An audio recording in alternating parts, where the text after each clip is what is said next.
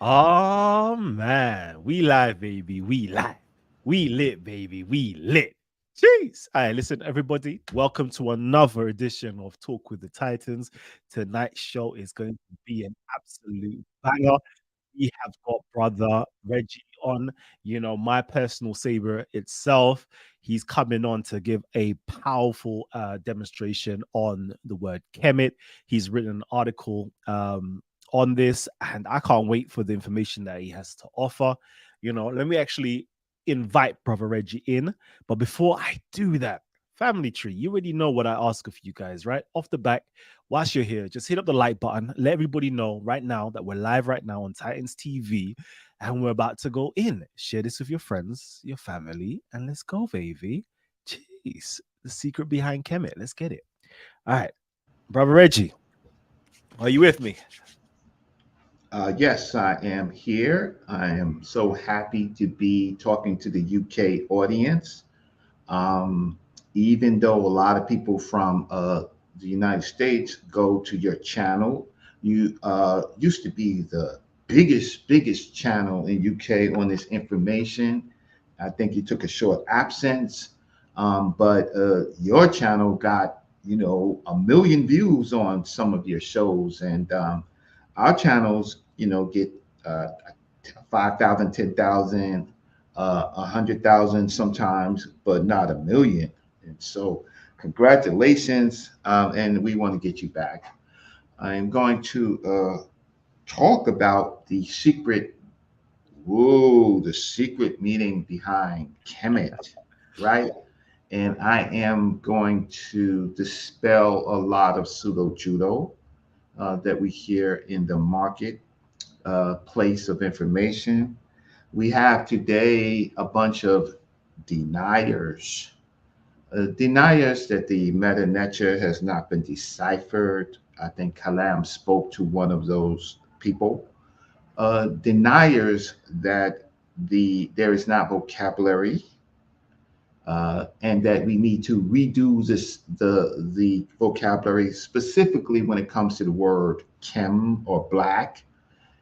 Grammar doesn't apply when it comes to chem. History doesn't apply. Syncretism doesn't apply. Linguistics doesn't apply. Philology doesn't apply. Chronology doesn't apply. Nothing applies when you see the word chem. So my job today is to do something that I normally really don't like to do, uh, because I don't like to bash people particularly. I don't like it, but I have an obligation to fix some things. My teachers in order was Dr. Leonard Jeffries. He introduced me to Professor Small, then Dr. John Henry Clark, and then Dr. Ben, roughly in that order. I have been a part of my elder teachers, that's Dr. Ben and Dr. Clark's lives until the very end. Uh, the uh, ascension ceremony that you saw of Dr. Ben being in state, I didn't speak it, but I helped write it. I didn't speak it, I didn't perform it, but I helped write it. Okay. I was the last person to see him on this planet, right? Me and his daughter, right? And Dr. John Henry Clark, I've had an amazing relationship with him. I went with him to Africa in 1986. I went. I worked at the Schomburg Center for Research in Black Culture. That they put me there, him and Dr. Leonard Jeffries. I was called by his office to be his escort uh, uh, to meet Bishop Tutu. Uh, I've had an amazing relationship with that man, that ancestor. He went to my father's funeral. We had a great personal relationship. I read to him when he was blind. I read his books to him in preparation for writing his last work. I went to his office, sat down with the Grand Master. I fetched his books from the shelves that he could not see, but he could tell me exactly where the single books were of 10,000 books. He could just tell me, and his only obligation to that I had to fulfill was put the book right back where he placed it. That's a fact. And you will see me, you can see me, and maybe I'll show it on this show, or if I rebroadcast this on Black News 102 or some other show, I'll show you him in state, and I'll show you me right there. Okay, so for some of you, all that I said was that I was a, an assistant to an aide, um, as if I wasn't a scribe, as if I wasn't in their order, right? Um, um, Formally or informally, right? Um, and that is an error. So there are a lot of people who weren't there during that period, those periods of 83, 84. They weren't there. But now they want to come and teach Kemp. And I got that.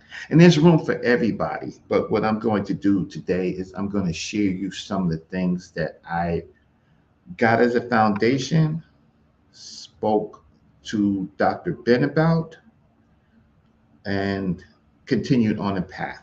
And that's what we do. Um, some of you never had a relationship with them. I've heard Dr. Km.t many times, but I don't speak French, as Dr. Leonard Jeffrey spoke with him. I worked on Dr. Km.t's book, Civilization on Barbarism. It was a 4 person committee. It was Dr. John Henry Clark, Dr. Leonard Jeffrey, Shalini Nagimi, and myself. My role was to manage the systems, the computer systems, in an age where the Microsoft Word wasn't even created. So I did that. It was one of the first books that was typed on a computer, not a word processor, one of those type of machines, but actually a computer.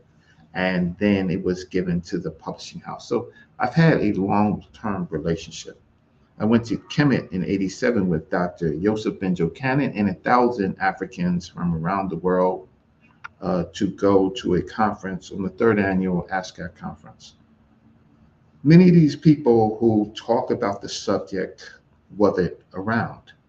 I met Dr. Mario Beatty, Dr. Greg Carr before they had their PhDs.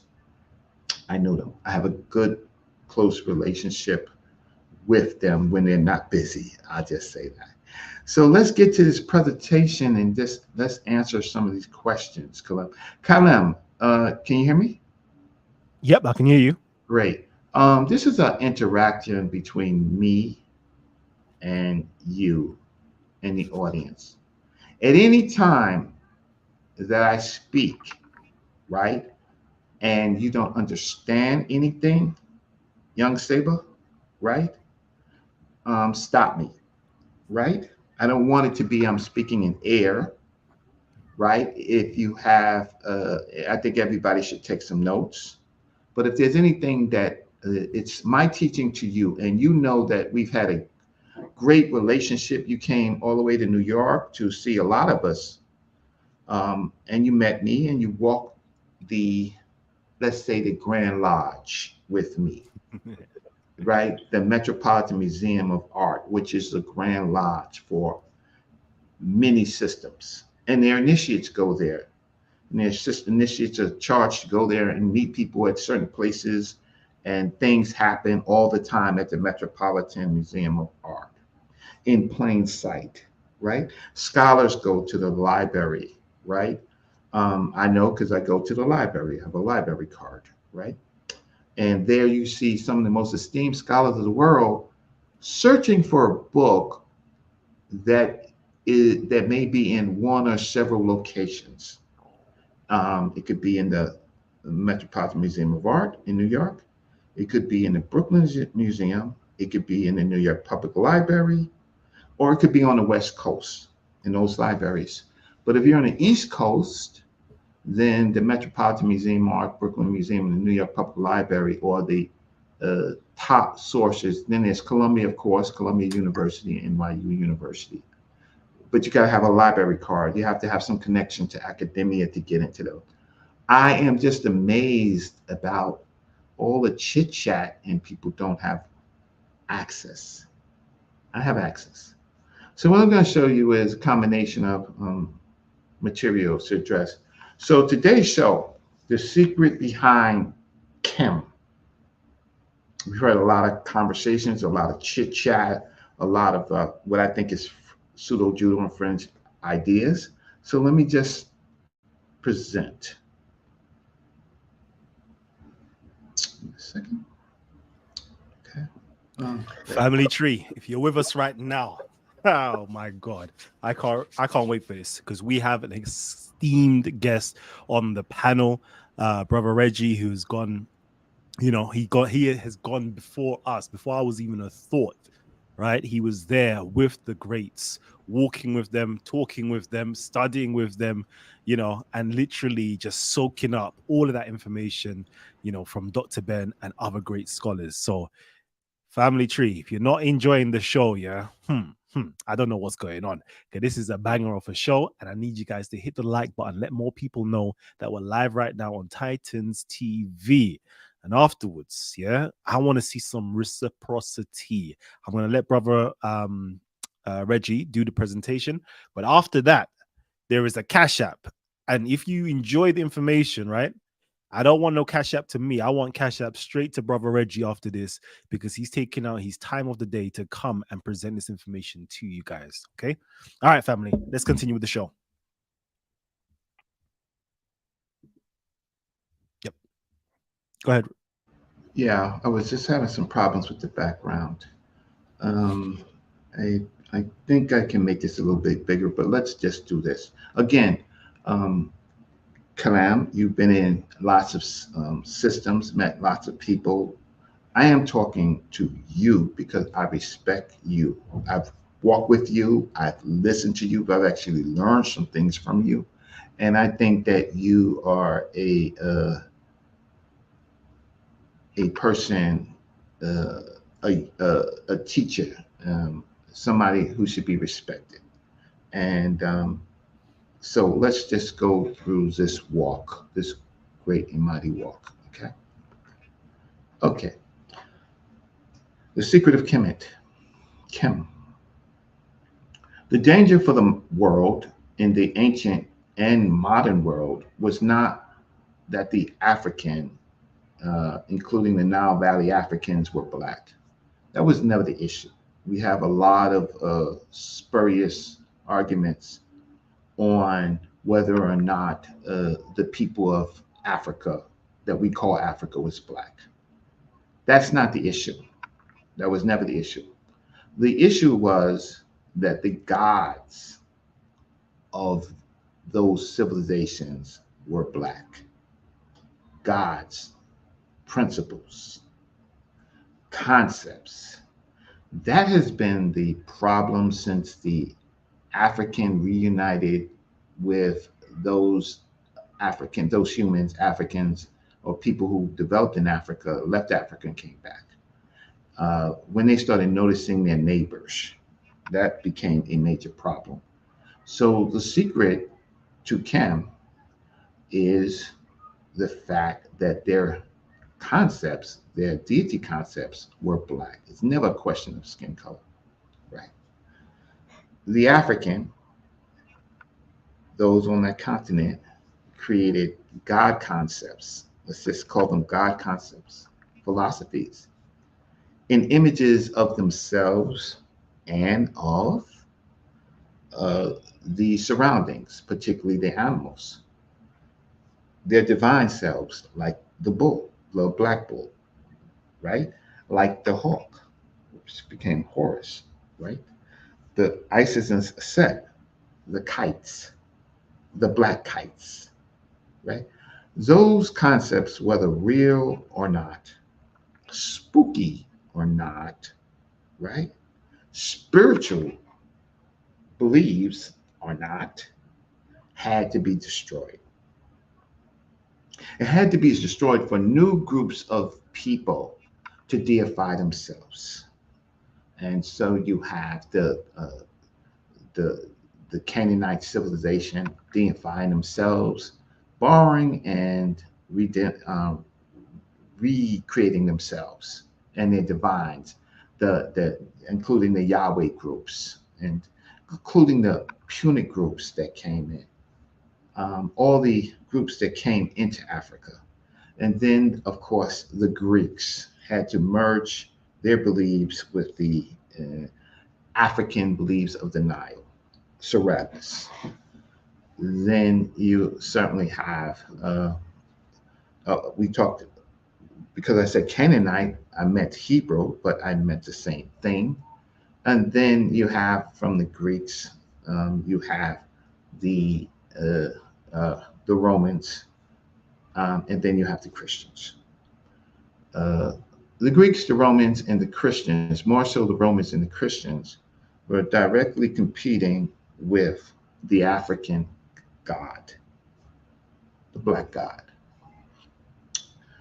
Uh, if you don't believe it, it's still true. And then another groups of people came in, which were the Arabs. They invaded it. They needed to create a god concept to deify themselves. So the secret is really that the gods of the Nile Valley were Kim. So we get to the point of what is Kim. Well, Kim, in one sense, is just a color, black, dark, right? Um, but for the African, um, it had concepts that were deified, and Kim had many names and attributes. And I'm gonna let my sources talk. In one sense, Kim refers to the black cattle gods, right, or sacred black divine concepts. Kemet refers to the black herd, sacred cattle, but it also refers to sacred people. Km.t seems to refer to a sacred black lineage. Kim Kemet Km.t survived after the Nile Valley in the Greek period. And then in the Greek period, it became the perfect black. From the Greek mystery systems, right, you will have an evolution to different types of secret societies and masonry. But the perfect black was the concepts that came from the Nile that died for some other order to take place. The perfect black. Now, I know a lot of people will be borrowing these concepts, stealing it, not crediting it, trying to make money off of it. At this moment, I'm giving to you as a gift because I'm just tired of our people being ignorant, right? So, as a gift, you could support my work, my presentation, or you don't have to do anything. But what you're really not permitted to do is just borrow and steal and call it your own. Okay. Let's move fast to the perfect black. Oh, that's metaphysical, esoterical. That's a lot of money, Kalam, right there. The perfect black. I don't speak Greek, but you can see the word melanin in it, right? And the prefix word for perfect, sometimes they call it full black ink, but it works out to be the black, the perfect black. Let's read from this period in the early or Christian period from the Greek mystery systems. The final possibility is that the perfect black is the land of Egypt itself, and parallels and more explicit sources suggest to me that this is the correct solution. David Bain has demonstrated that the Egyptian name for Egypt, Kemet, is reflected in the Greek black land and its variants, one of which he suggests is the perfect black. Elsa Oriol, following Carl Schmitt, takes this further and suggests that the perfect black is in fact a translation of an Egyptian pun, since Kemet can equally mean something complete or perfect. But there does not seem to be a clear parallel to this in Egyptian language text, as Oriol admits. Nonetheless, understanding the perfect black as Egypt would agree with the general use of this Greek term, which seems to be often be followed by the land being ruled, and the idea has many parallels in Greek and Egyptian documents, which describes Isis as the ruler of Egypt. More specifically, if we look at the idea that Isis inherited the perfect black from another black god, Canthus, right? Agathos, diamond, we can see parallels in Ptolemaic and later texts which describes Isis as given black land, Takem, and inheriting universal rulership from Re, a comparative creator god. The footnote says Isis, the great goddess who was given the black land, is Set, Ta, Netert, Ait, all right? I'm not going to read the Medu Neter any more than further than that, but it just says Isis, the Neter, right? And Ta, and then Urdi, given, right? For a more detailed discussion on Isis' rulership of the perfect black and its relationship to Egyptian temple theology, see Nagel. Okay. Well, what I've established is that the perfect black, whatever that is, was given to the Greeks. And the Greeks, not being Africans, can only make kind of assertions about what it is because they're not part of the culture. They don't have any access to the long, long culture. So one of the things that Kemet may mean, right, is Egypt itself, right? But the word Kemet in its root, in its words, etymology, is also perfect. So they pose a combination between Kemet and perfect being the perfect black. Huh. So that means there's more to the concept of Kemet than we think, right? So it seems to have something to do with inheritance, and this Set seems to be the last inheritor of the perfect black. But maybe the perfect black, in the simplest things, is the traditions and the philosophy of that land. Hope that helps. Okay, so let's just see here. Yeah. Okay, we had this debate, Brother Ankh West Bobby Banga versus Sekou Keller on spirituality and science. Well, um, the problem is that African thought is never spirituality. It's never that. It's philosophy. Philosophy embeds all aspects of the culture, even their spiritual beliefs. How do we know this? We know this because of Dr. Theophile Banga has written several books on African philosophy. This long one on Kemet, and a shorter one on uh, West Africa and other beliefs.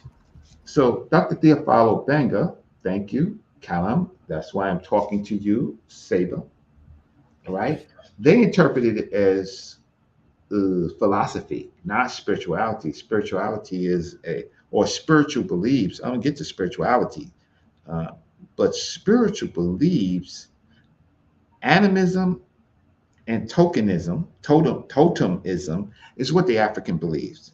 They had believes in the afterlife. They had totems, which they related, concepts which they related as philosophical as ethnicity, right? And animism.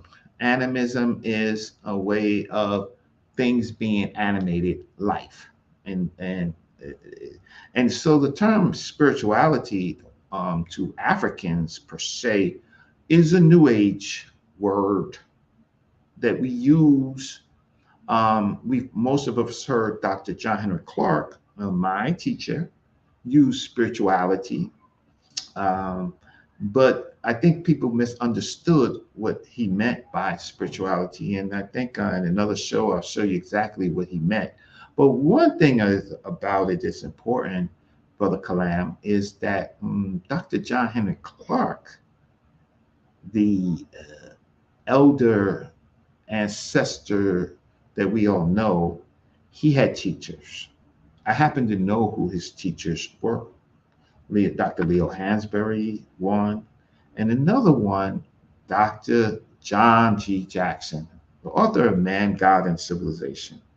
And in Man, God, and Civilization, John G. Jackson did not talk about spirituality for a very good reason. He had studied The Golden Bough by Fraser and a number of works that were essential in that time period. And he was the one, Dr. John G. Jackson, was the one to say what the Africans actually believed in. Dr. John Henry Clark, trying to bridge his community, his generations, used the word spirituality, but there's no book written on African spirituality.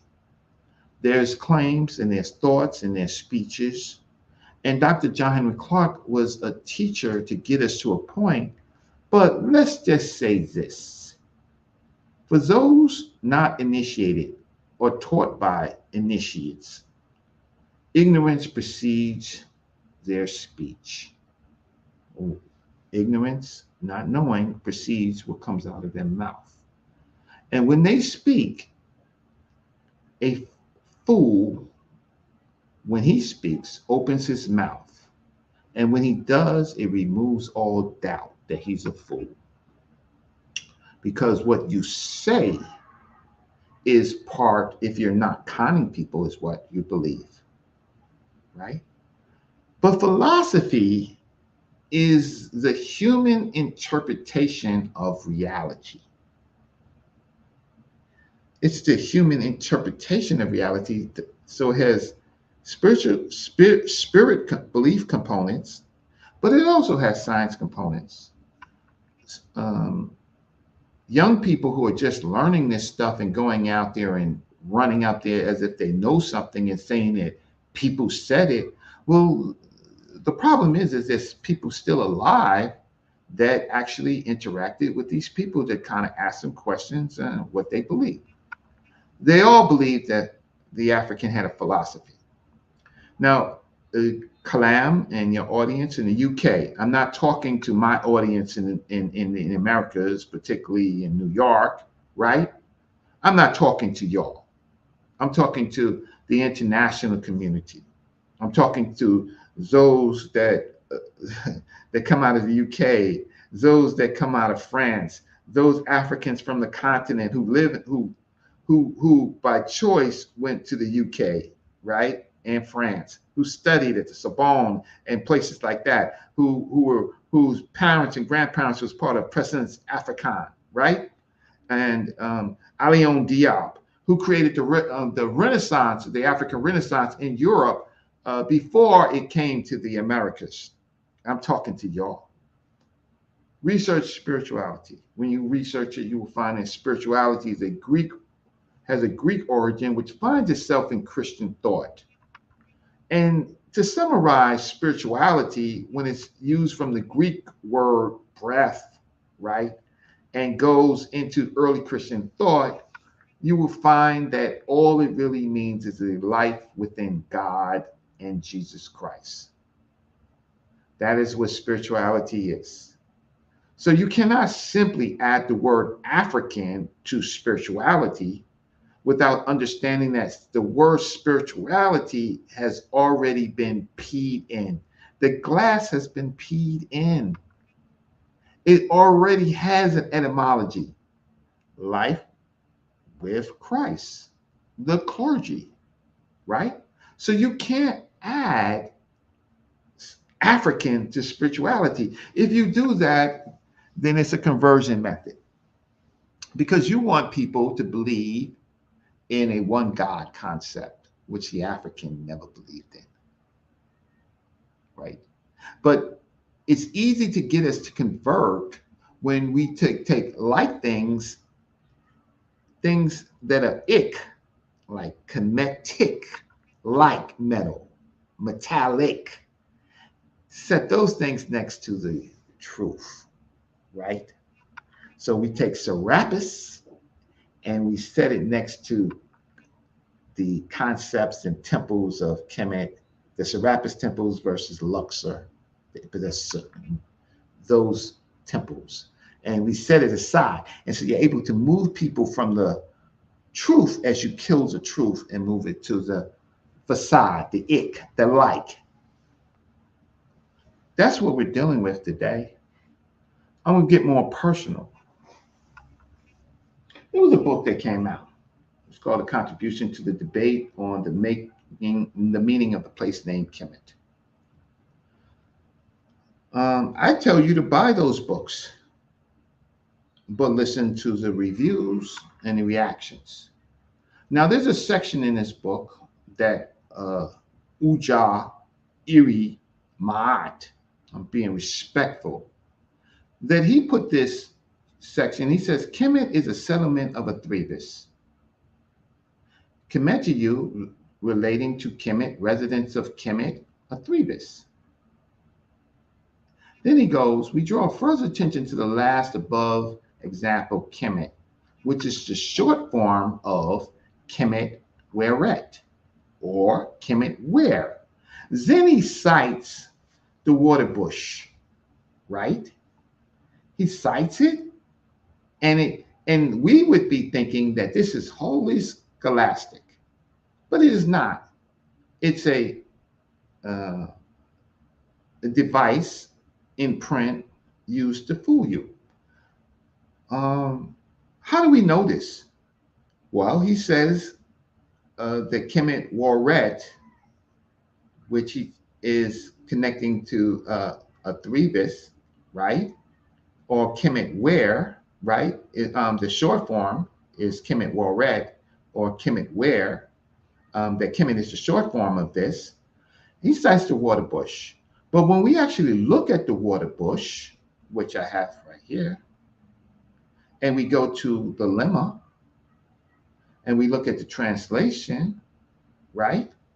It says all that he said over here, right? Goldberg, Schwarzenegger, right? Right? It says all of this and it says Athribis. But then it says the big black one, tenth nome, Lower Egypt. So he has all of this, the 10th nome. He adds his glyph here of Lower Egypt, right?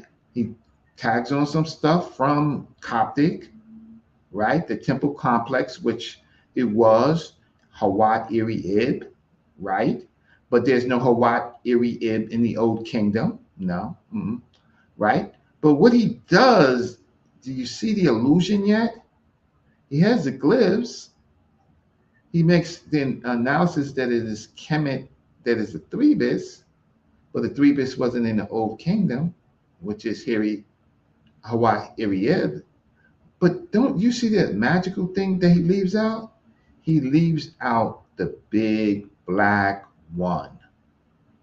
Because we live in a period where if you deny things and hide things, then you can stand out to be the teacher. I hope you understand that.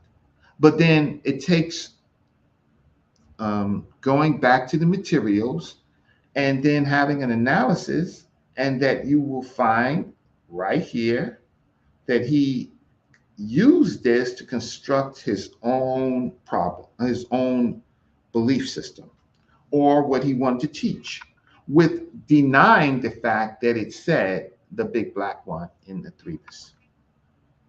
This is an academic crime.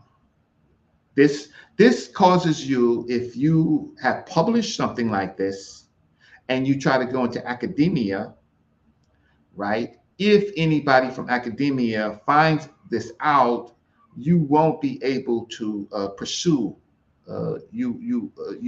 There's ethics.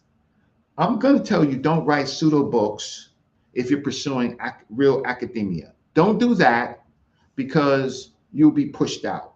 Now, I don't like this because I was attacked for 9 hours by saying I'm a plagiarist, I'm this, that, third, reviewing my article when in a journal where none of them have any journal articles, right? And what they did was they actually called and inquired to the journal and did something nasty. They said, we would like to review Brother Reggie's article in your journal. We would like a review of it. Why not review all the other articles? Why mine? Where is your original work? Why don't you put your original work in instead of trying to review mine, right? Anybody can review an article and find spelling errors and things like that. But the problem is they had no original work worth merit to be in a journal.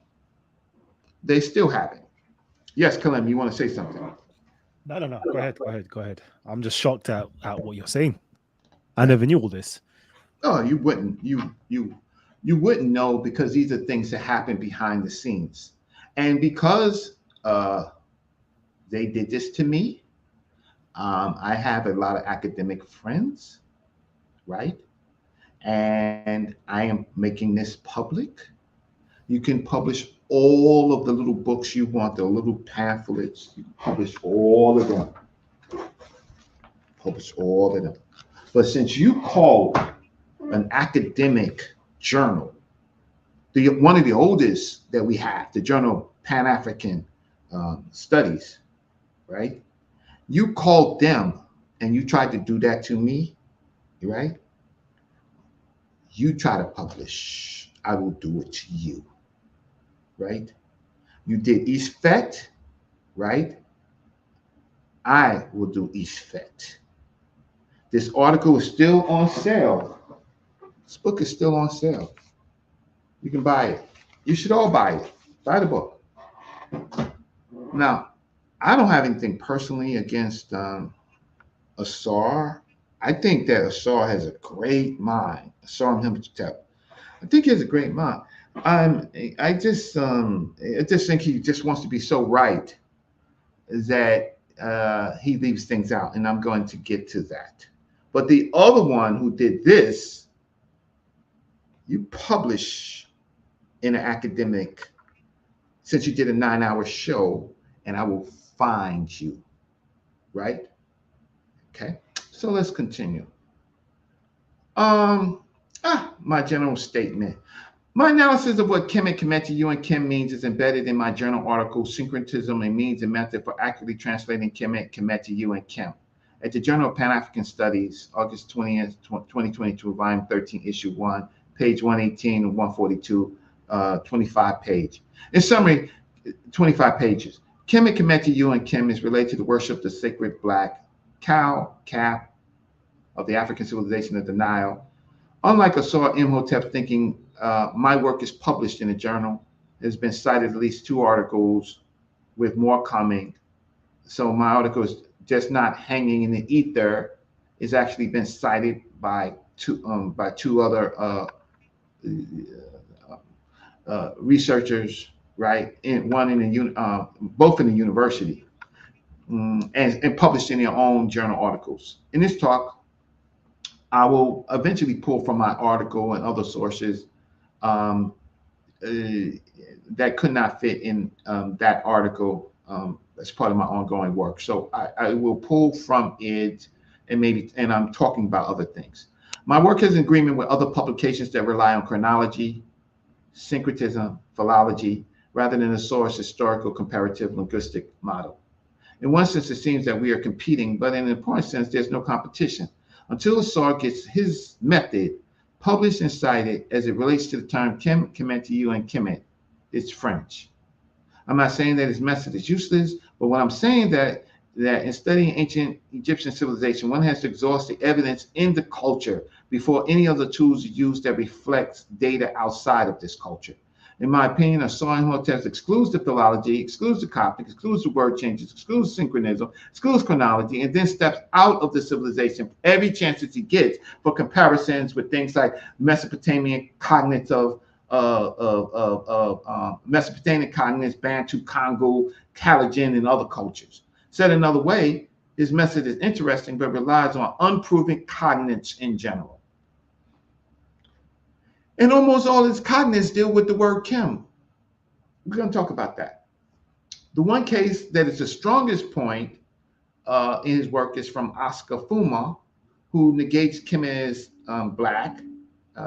And from a web article stating Fuma's work, it says the etymological meaning of Kem in Kemware is cadastral land or land property. Kemware must mean something like rural domain or agricultural land or fattening metal, right? And then I don't know where this part comes from. Forage Dogon. I don't know if he's actually doing that or whoever wrote the article is doing that. I don't have a problem with that because I think it still relates to the black bull, who is the god concept, right? Kemet meaning the cattle in their relationships to their land where they live as divine instruments of African thought. I don't have a problem with that. Does it mean just land? Well, I have a problem with that, as you see. The author asserts that Kem and Kemware and Kem and Kemet are not linked to the color black, but both refer to the notion of cadastral land. The T of Kemet translating concept of territorial, collective D or city. I don't have a problem with that when it becomes a place name.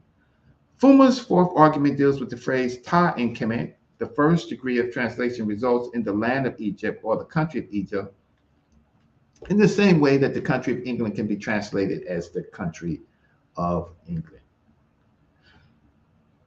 Okay, I don't have a big fighting issue with that, right? But the problem that I do have is taking out the concept of what Kim means and relate in its connections relating to black. A second degree of translation takes into account of etymology, and the name of the country results in the land of the black. Okay, the same way as the country of England would translate the land of the Angles. A third degree of translation taking into account that omitted referring qualified by black and omitted in the expression Ta and Kemet would neither result in the land of black earth. If we consider the name originally qualified as black was land, just as the country of England should be translated as the land of the people of the Angles.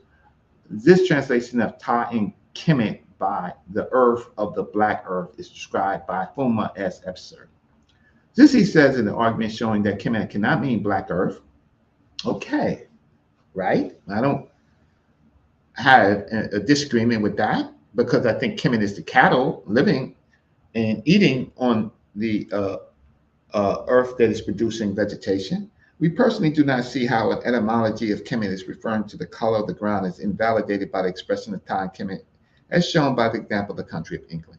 Okay, while Fuma at least analyzes Coptic in his analysis, Sword really does not, or he discredits, even though Coptic is the last version of the ancient Egyptian language. Oscar Fuma does not seem to analyze the sacred cattle culture. If he did, then he would find that many related words and meanings of Kemet relate to the sacred cattle. So that's my general statement. More. Kem, Kemet, and Km.tyw, sacred black lineage. Sacred black or Kem finds itself in the pre-dynastic period with the colors of the black and red pottery. That's the truth. Kem then finds strength in sacred figures such as the god Men, who is depicted as black. Surnames of people in the usage of Kem. So there are many names of people in the old, middle, and intermediate period new kingdom that have the word Kem, surname. Uh, the Apis bull worshippers emerged in the Old Kingdom around Zoser. However, the bull culture within the nomes of Kem and nomes and Kem and Kemet becomes authoritative when King Winish or Unis says that he is the Kem Sa Sat Kemet. He is the black ram born of the black sheep. You cannot ignore an authoritatively statement by a king saying that he is the black ram born of the black sheep, right? He's telling you who he is. This article is carried well within the following of the kings in uh, the pyramid text group. So they follow this concept till you get to Pepi. And Pepi does something else that I will show. In addition, the color of Pepi is black according to a well-known spell, right? And it seems that one of his sons is attested as Teti Ankem. So look it up. So one of Pepi's sons is attested as Teti Ankem. Okay.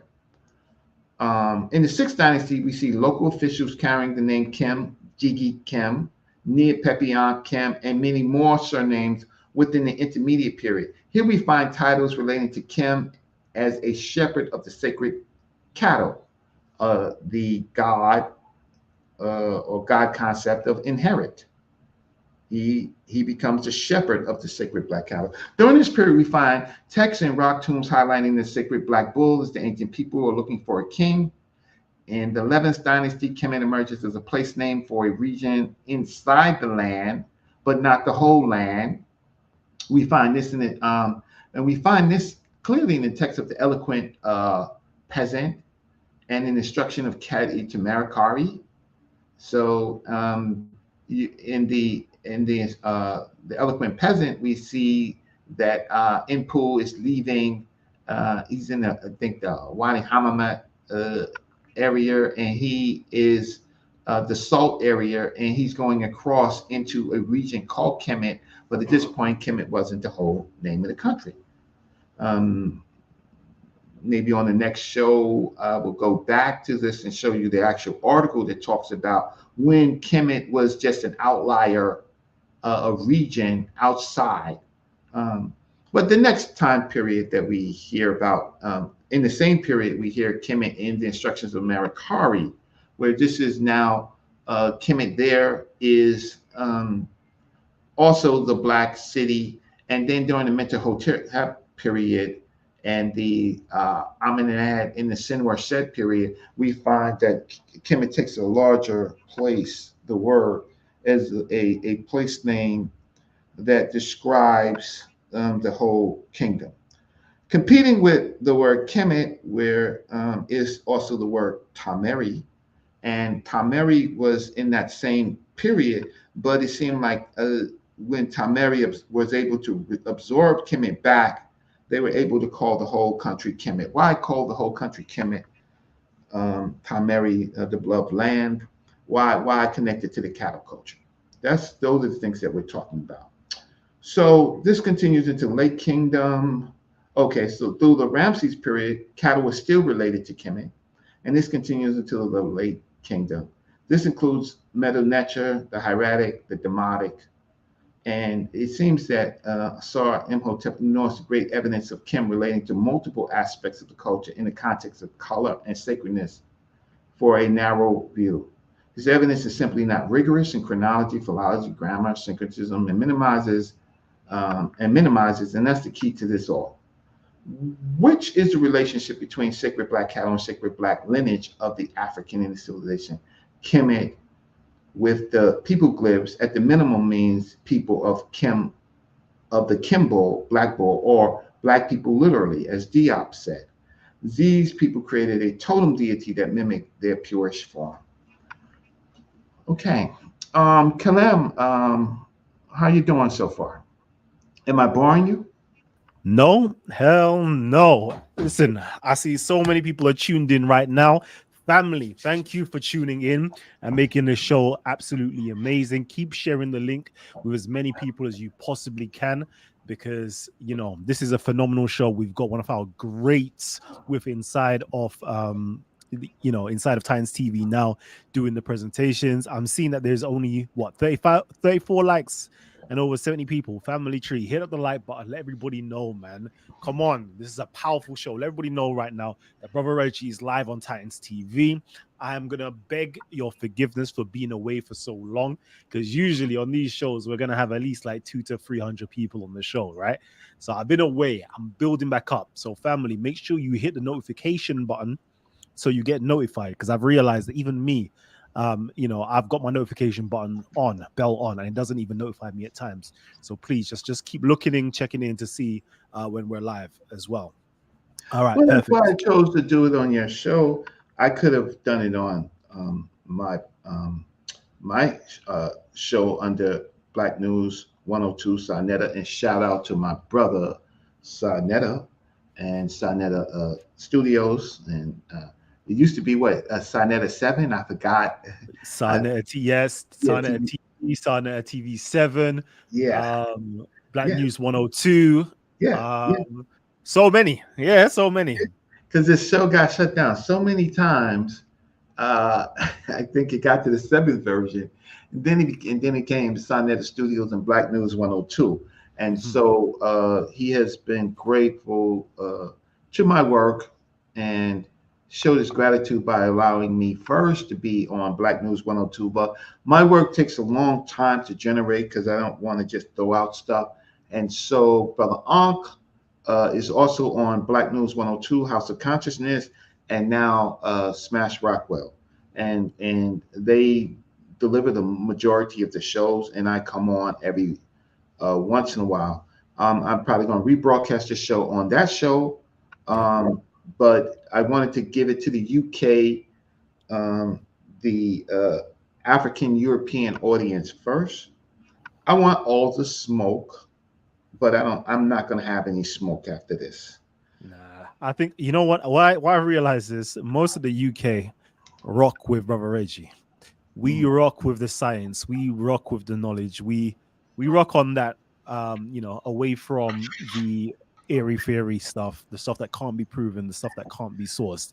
So your stuff is always, academic information that you're bringing forth to the community, and it's just powerful. Yeah, It's I, powerful. and shout out to Black Ice, Black Ice TV.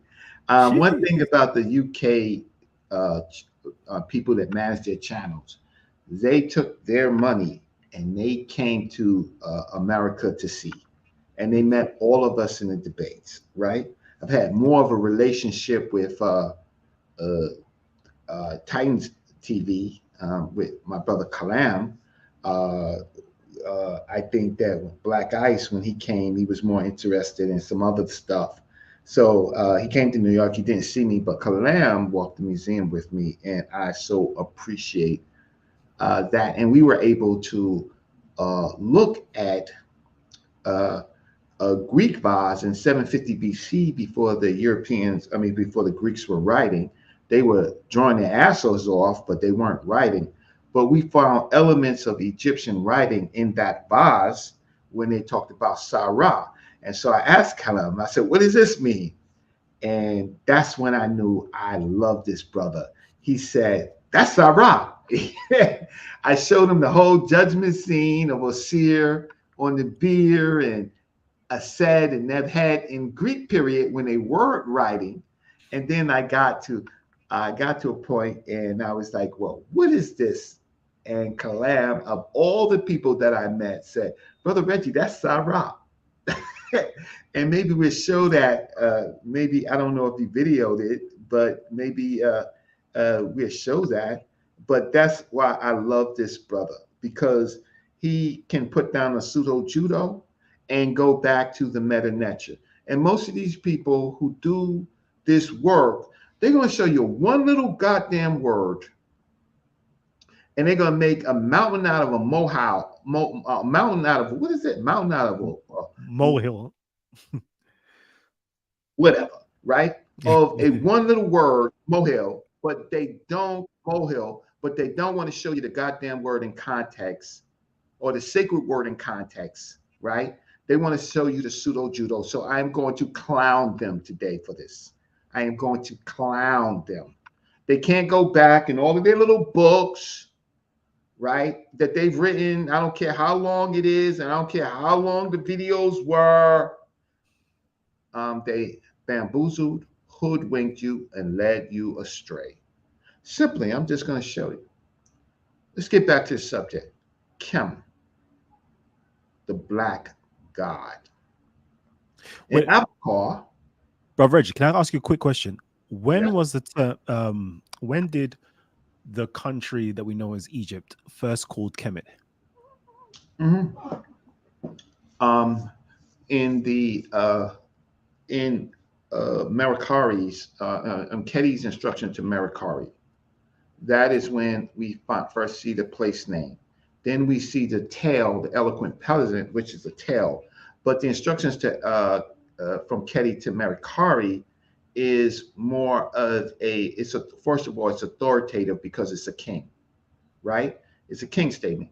We've seen elements in that whole period where when I pull up my article, I will show you where philosophically, after Pepe II died, and each Africans were killing each other trying to be the king.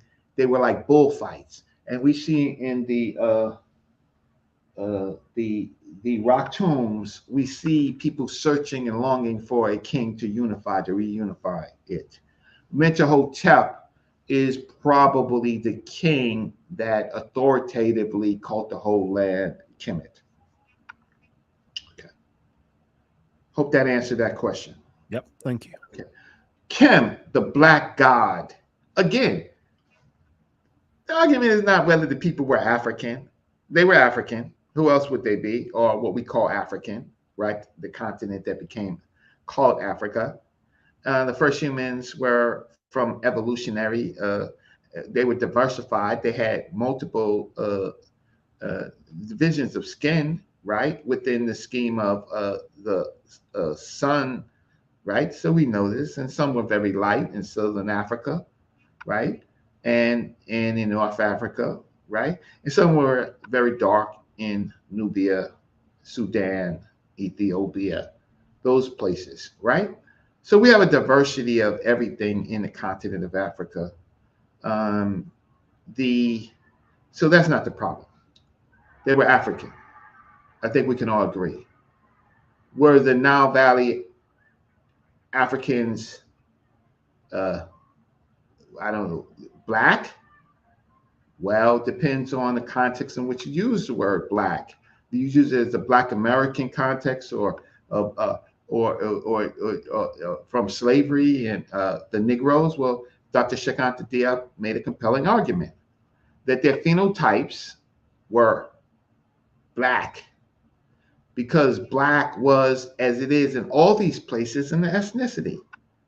Black is not just a color; it's an ethnicity, right? When you're a Black European, uh, how can I say, you're Black in France, right. It's an ethnicity, and that ethnicity links to the origins of how you got to these places. Egypt didn't arise by itself. Egypt wasn't a Mediterranean civilization. Egypt wasn't a Middle Eastern civilization. Egypt was an African civilization. And the Metropolitan Museum of Art now has the exhibition Africa, the Origin of Civilization, featuring Dr. Km.t. The question is already over in academia. So we don't need pseudo judo, right? But what I'm doing is I'm telling you what it is, and they were Kem. So people, humans, create their gods. Gods don't create humans, except for the spooky people, right, who are Christianized, Hebrewized, uh, Islamized, right? Those, then God creates people. Uh, People create gods, right? It's in their philosophy. You show me where a god popped up, and if he popped up one time, how come he don't do it over and over again? What's his point? If he can't, if he talked to one group of people as in Moses, I am that I am, and all that stuff. Why can't he do it again? Right? If Jesus Christ was, why can't he? Why did he die? Why can't he come again? What is the stop it with the bullshit? Right? Stop it. If there is a creator God, he could pop up anytime he wants. Why does he need a savior human? Stop the bullshit. I understand these institutions make money off of you. You are the sheep. You're not even a black sheep. You're dumb sheep. So I can argue with Arabs all day. You could tell me all day about the Prophet Muhammad, but then you do have to admit that they were practicing something before Islam called fitra. You have to admit that. You ultimately are going to have to admit that the African was first, and that the Arab groups, and that with your story happened in 640 AD. You the million years plus of human development, Allah had nothing to do with it at all. There were other people. Stop it. Save that for your book, for your teachings, for your believers. You can't prove it. The Hebrews, the Bereshit, in the beginning, God created the heavens and the earth. Well, who said that? Brother Morpheus, talked to Brother Morpheus. He's one of my teachers. He says, Reg, if you read the first sentence of the Bereshit, you know it's BS, because in the beginning, God created the heavens and earth. What text says that? Did Moses say that? Who was the? I don't want to go into that. I want to get back to Khem, the black god deity. Abakar in the Louvre, C15, dating the 11th dynasty, the period that we are really talking about. God is black. You know how Wesley and Muhammad says, the black God, Allah is the black God. You're out of your mind. You're out of your mind. Allah did not exist at this period. 11th dynasty, it says, eternity shining in his appearance while I am following every day, praising the God Khem, following the God, right? That means, following him, believing him, praising the Nesmet Bar for his beauty, bringing the heptet of the Ma'ad barge, giving praise to the great God.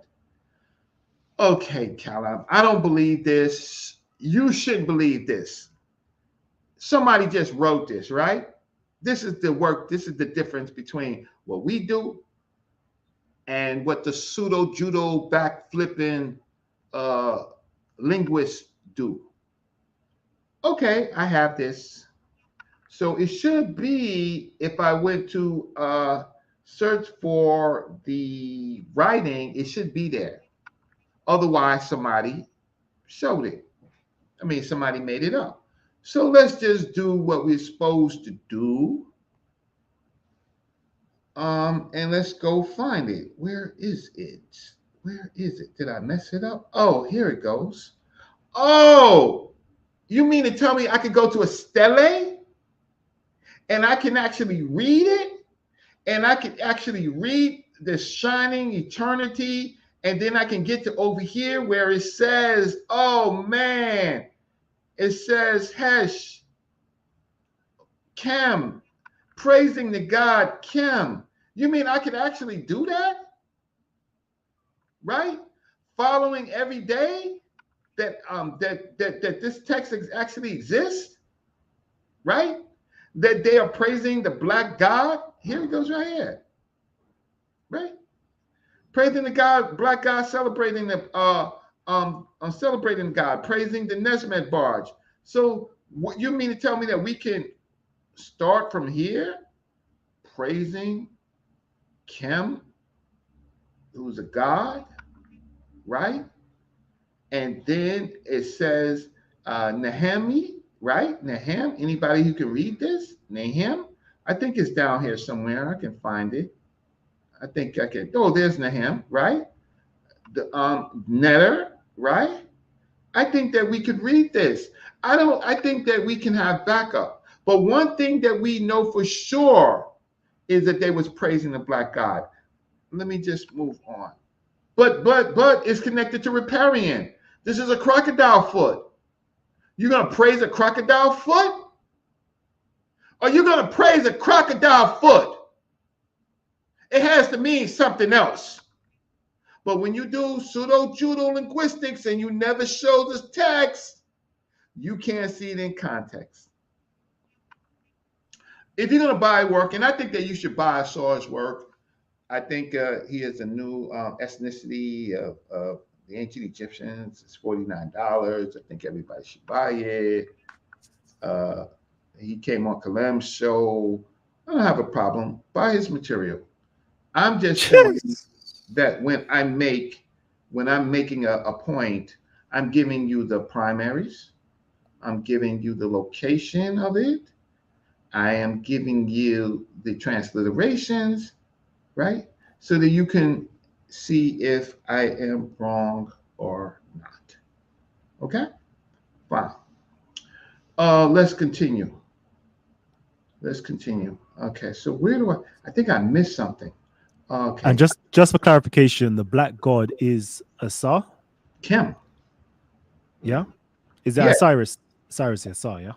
yeah, but here's my point. My point is it was always Kim, but Kim gets absorbed. That's syncretism. Mm. It gets absorbed into other deities. Don't think of it like the European, Jesus Christ, and it doesn't work like that. I'm going to show you why what doesn't work like that from another source. They have attributes, right? They have nicknames. Like the king has how many names, Five. right? Five How many names. names does the king have? 5 names. Roughly 5 names. God can have 5 names. How many names does Allah have? 99. But a Right. B ain't Okay. So one. it doesn't. I mean, so okay, Kim. Okay, Kim. Aset and Nebhet. They're gods, ain't they? Oh, we can't call them gods because they females, right? They're gods, right? They're goddesses, right? Yep. You know, goddesses got to be less than gods, right? But in the Old Kingdom text, examples of Kim, we see over here. Some of you can read some of this with me. Oh, Asar, right? Oh, Osir, Teti, right? So you standing with, you can read this, right? So it Yep. says, the formal translation is, oh, Osir, the king, rise, lift yourself up. Your mother Nut is born, you Geb has wiped your mouth for you. The great Indian protects you and has put you on the fold under you. Carry one who's greater than you, right? But I want to get into this part right here. It says, lift up him who is greater than you.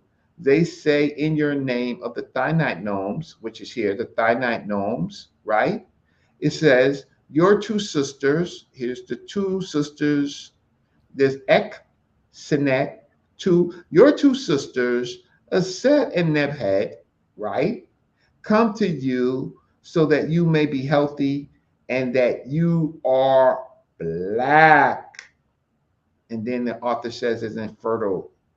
So Sourcet is black.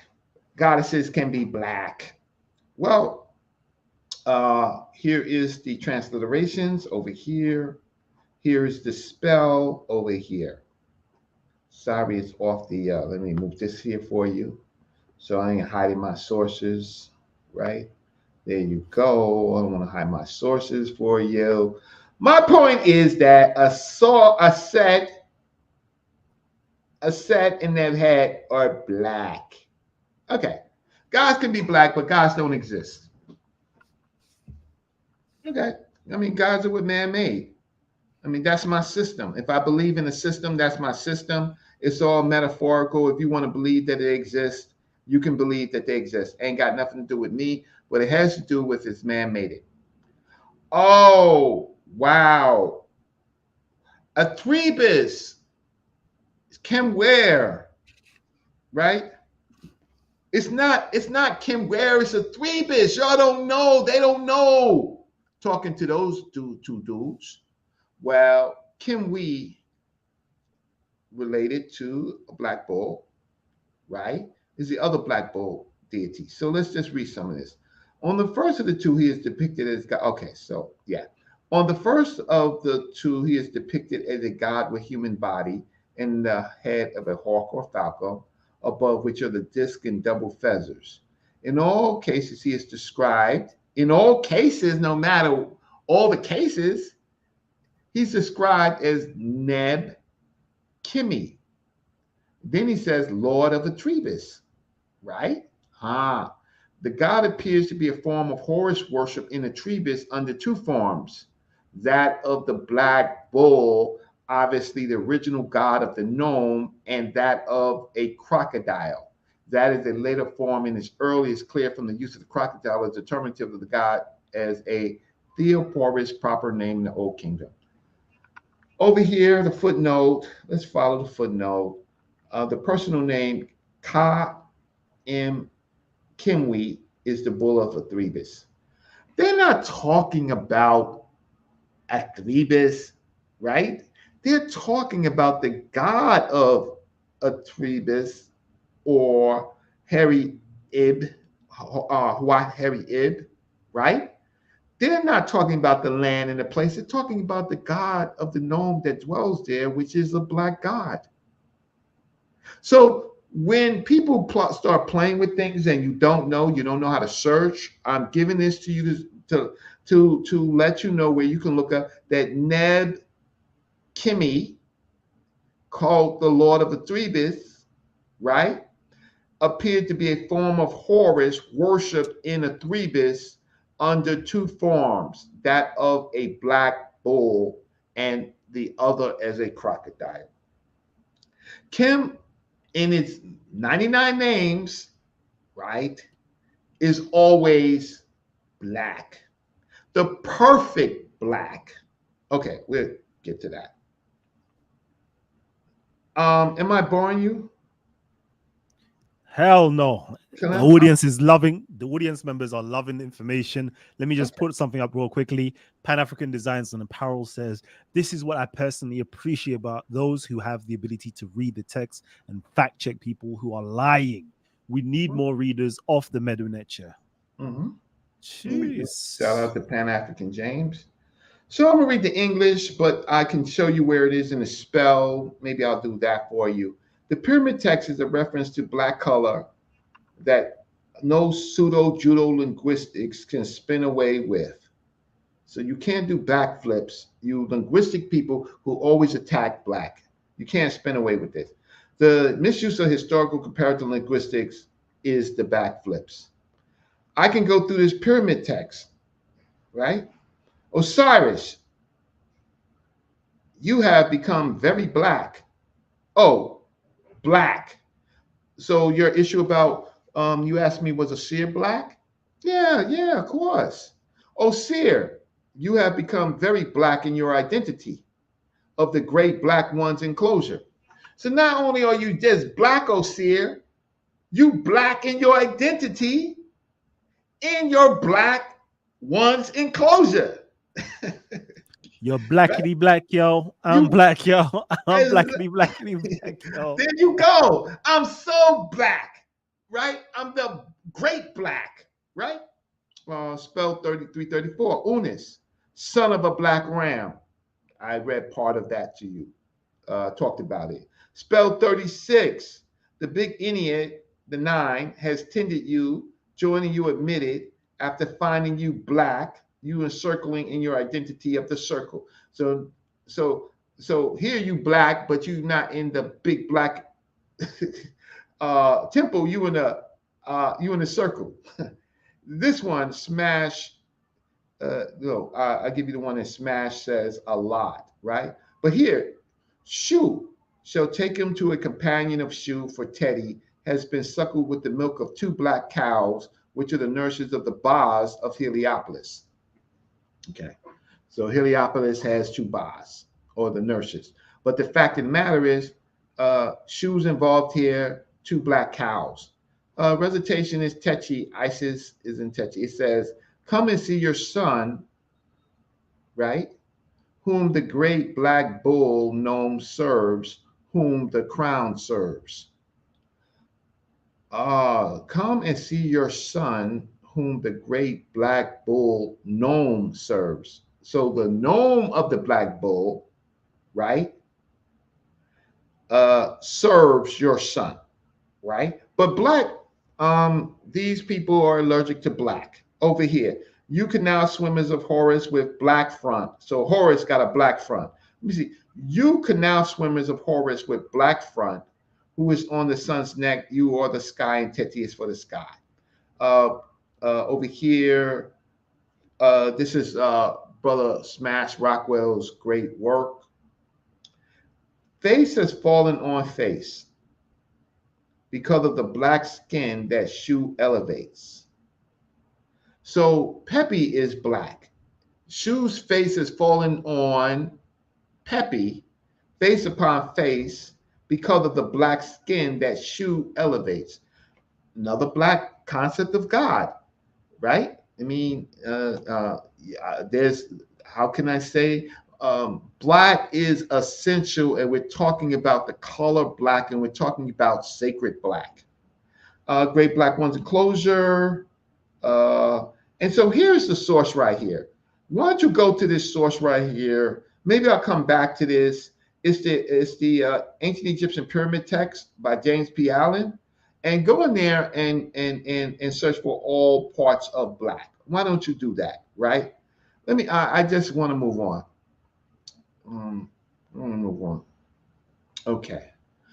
There's a publication that came out a year after my publication that tracks my publication very well. It doesn't cite me, but it tracks my work very well. So I would say some things he left out. So I would definitely say it's an independent work, but it came after my work and it tracks my work very well. You should read it by Angelo Colomo. It says ritual forms, material display, historical development, religious practice of cultural construction of animal worship in the early dynasties of the New Kingdom. And he should have just said bull, because that's pretty much what he talks about. Okay, so Kem in the old dynastic period, they weren't writing in the in the pre-dynastic period, but they gave us concepts that would be. So here we have Kem on top and Deseret on the bottom. And we also have in the pyramid text period, the importance of the black pot or the black vessel is sacred. So they weren't writing, but we could see the concepts. We could see the concepts at that time period. So let's just go on. Okay. So from one of the spells, spell 539, the phallus, y'all know what a phallus is, right? Y'all know what a phallus is, right? Yep. The phallus of this Peppy is Apis. So Peppy's phallus is, Peppy is relating to the bull. He's talking about the phallus of Peppy, and that phallus is being related to the bull, which is Apis. And what color is the Apis bull? Black, y'all. Oh, so the black bull. So the pharaoh Peppy, he Has a begets with the black bull's penis. His penis is the black bull itself. He is creating. Yes. What are we gonna I say? was about to say, yeah, he's got a big black bull phallus. And he is the progenitor, as the king is standing as the progenitor, right? You see Norma with the bull tail, with the bull Celt, with the bull, with Bot, right? In the Norma palette, it's a bull culture. I think one of those people that I was talking about did a whole video on, I don't know, is Kemet cattle or something like that, right? Look, spell 5539 is attested only in Peppy 1 and relates to the concentration of the statue placed in the vestibule. That's what Kalam was talking about on the other show, right? That if you are a Kemetic worshiper, right, there is rituals related to that in the shrine. The utterance lists and identifies various parts of the royal body with specific deities of extra-human agency, and among them is one is labeled as Apis. The phallus of this Pepi, right, is Apis. The assertion clearly establishes the strong sexual vigor of this creature, so it is desirable to have it passed on to the king. Although the feature does not necessarily imply an early original connection of the idea of fertility as assumed by Otto, moreover, the orthography of the name written phonetically and followed by the het duck, but lacking the bull determinative does not make sure that the Apis bull was actually intended, although it has been shown to classify as often omitted. So they track back an argument that might exist. We've seen this. May you stand before the dual shrine of men. May you stand before Kemet.t as Apis. May you stand at the Padu Lake as Sokir. We've argued this issue about, they say that Kemet.t is Egypt, which is a false term because there was no Egypt during this old period. So it can never be Egypt. It could be, so they use the word Egypt as a full in, but it can never be Egypt. There was no Egypt there. But may you stand before Kemet.t as Apis. But then you have this concept of here that Pepi's penis is the Apis, right? So these are a lineage. This is a Kemet.t right here is a lineage. We'll talk a little bit more about that later, right? But I said it in the very beginning, Kemet.t is a lineage of the purest stock. Got you. I used there is a book called Contributions to the History of Bull Cults in Egypt. It's in German, right? I use Wainwright in my article because it was in English rather than in German, because if I translated to German, people would say I made it up. So I use Wainwright in my article, right? Because I could get direct quotes from Wainwright instead of translating into German and then getting into stupid fights about my bad translation from German. So I used the English Wainwright, but I could have used the German author. The meta-nature, the monumental script has been deciphered. Oh wait, Kalam, has the meta-nature been deciphered? As far as I remember, as far as I know, it has. Why would you stutter? No, there's no starter for that. As All far right. as I know, 100% has been deciphered. So And I'm with that, huh? Yeah. I'm still waiting for somebody to disprove that. No, it don't have to be Because disputed. there's a lot of people claiming nonsense in the air, and I'm like, oh my god. Okay, but these are the deniers who want to Mhm. deny everything so that you can look at them. They haven't been with the elders. The elders, they're too young. Most of these people, because I'm 58 years old, most of these people too young to been with any of the elders, not even know the great white authors who have disappeared, who are ancestors for their lineage, right? They weren't around. They new age, trying to get YouTube visibility. And they're going to use my article to make more money because I am showing that Kim is the black god. You can't, I'm showing definitively. I showed you the text where he's the black god and praise him, right? I show where the goddesses are set in Nebhead, where black gods in identity. I'm going to do more. Huh.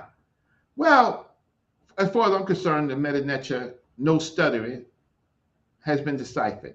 And there's a large catalog of vocabulary that is constructed by a number of different methods, including philology, including linguistics, this relationship to Coptic. The issue that with Asar Imhotep has always been that he leans heavily on his claims of the historical comparative linguistic and ignores philology, personal names, chronology, syncretism, because it only works. His historical chronology only works with Kemet. It don't work with any other words. It just works with Kemet. Kemet has to be the only word that has to be examined. Philology. That is what I was taught by my teacher of the meta-nature, where I only was with her a short time, which is Dr. Riketti Amin, right? She teaches concepts in philology. She reads the text. The texts help us understand, the vocabulary helps us understand the text. These things are verified. We don't have to go out of Africa. We don't have to go out of Egypt. We don't have to go to any of these things because it's already been done, right? And the outliers who create these new concepts that we'll talk about really shortly, they have to write papers to prove their point, their relationships. I mean, when I mean papers, I don't mean Amazon books. I don't mean Amazon books. I mean, they have to argue in journals and argue, right? They have to be cited. That hasn't happened, ain't gonna happen. So philology best describes is the best academic def, is the best wait the best academic of philology can be derived from multiple sources, right? Philology originated from the ancient Greek word Philologia, meaning love of words, is the study of languages in oral and written historical sources. It is the intersection of textual criticism, literal criticism, historical history, and linguistics with strong ties to etymology. Reggie's not writing this. This is source. Philology also defines the study of literary texts and written records, focused on establishment of the authenticity, the original form, and the determination of the meaning. With a citation. I didn't say it. There's a citation for it. It is a branch of knowledge that deals with the structure, historical development, and relationship of a language or languages. There's a citation there. Reggie ain't saying it. It's sorted. A person who pursues the study of is known as a philologist. There's the citations. See if the citations match up with the words. I am not creating. No, I'm not doing no pseudo judo. I'm not doing no meditations. I am showing you that whatever is written here on philology is cited in those citations.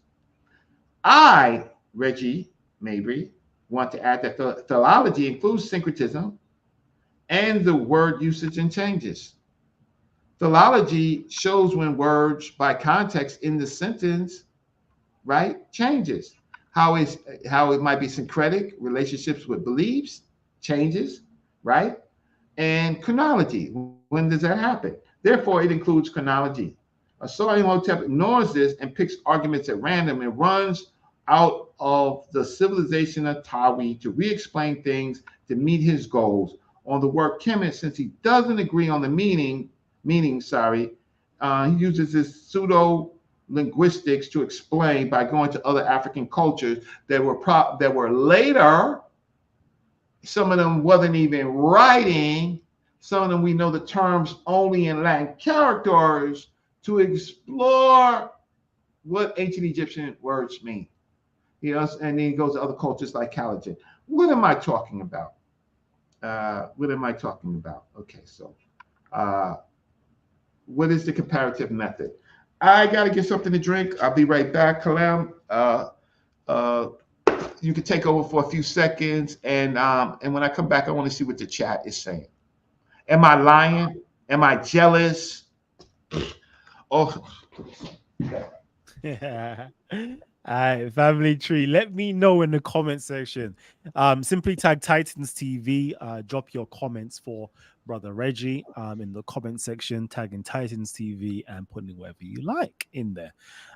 Um, somebody got a crush on you. Say my name. Say my name. If Callum is around you, say baby, I love you.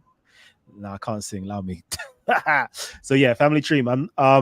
This is a powerful show, to be honest with you. You know, we're going into this Kemet, the black bull, Kemet, or Kem, sorry, the black bull, Kem, or Sa, Kem, Nebthet, Kem, Heru as well, Kem, Nebthet. This is interesting stuff that we're going into right now. I'm actually enjoying myself. At the same time, I'm still trying to do some promotions and marketing in the background. I've seen a lot of you guys have tuned in. Let me know if you've tuned in via Facebook or if you've tuned in via the YouTube algorithms as well, right? Because I've been posting this stuff hard, and I've seen at one point we had about 100 people in the show so far, and I appreciate your guys' support. I'm loving it. All right, let me read some comments actually. You need to get your life together and find yourself a wound because you're so corny, and see a therapist, and thank you for your support, and you ain't talking about nothing, and have a blessed day. Oh man, Craig Country McLean, is everything okay back home? It seems like you got some problems. All right. Dr. Daniel LaRoche. Oh, salute to Dr. Daniel LaRoche. I think I've seen you on Sarnetta Studios. He says here, great lecture, Brother Reggie. Yeah, salute to you. Brother Law, what are you saying, King? Talk to me. And then let's see. Let me go through some comments. Mika's up in the building. Santana's in the building as well. Sis Karba. Listen, Sis Karba, I'm gonna have to salute you because you're always there supporting in the comment section. You're always there supporting, sharing the links as well via Facebook on here as well. So and really being very, very supportive. So I really have to thank you for that. Forgive me, family tree. It's late over here for me. It's 10:35, so it's late. It's been a big day today, you know. Anyways, I can't even tell you what day it is today, but still. Brother Reggie, you back? Yeah, I think Brother Reggie's back. Let's get it. Okay, so great. If you could show my screen. Okay. So anybody who comes in a comment. You mute yourself again, Brother Reggie.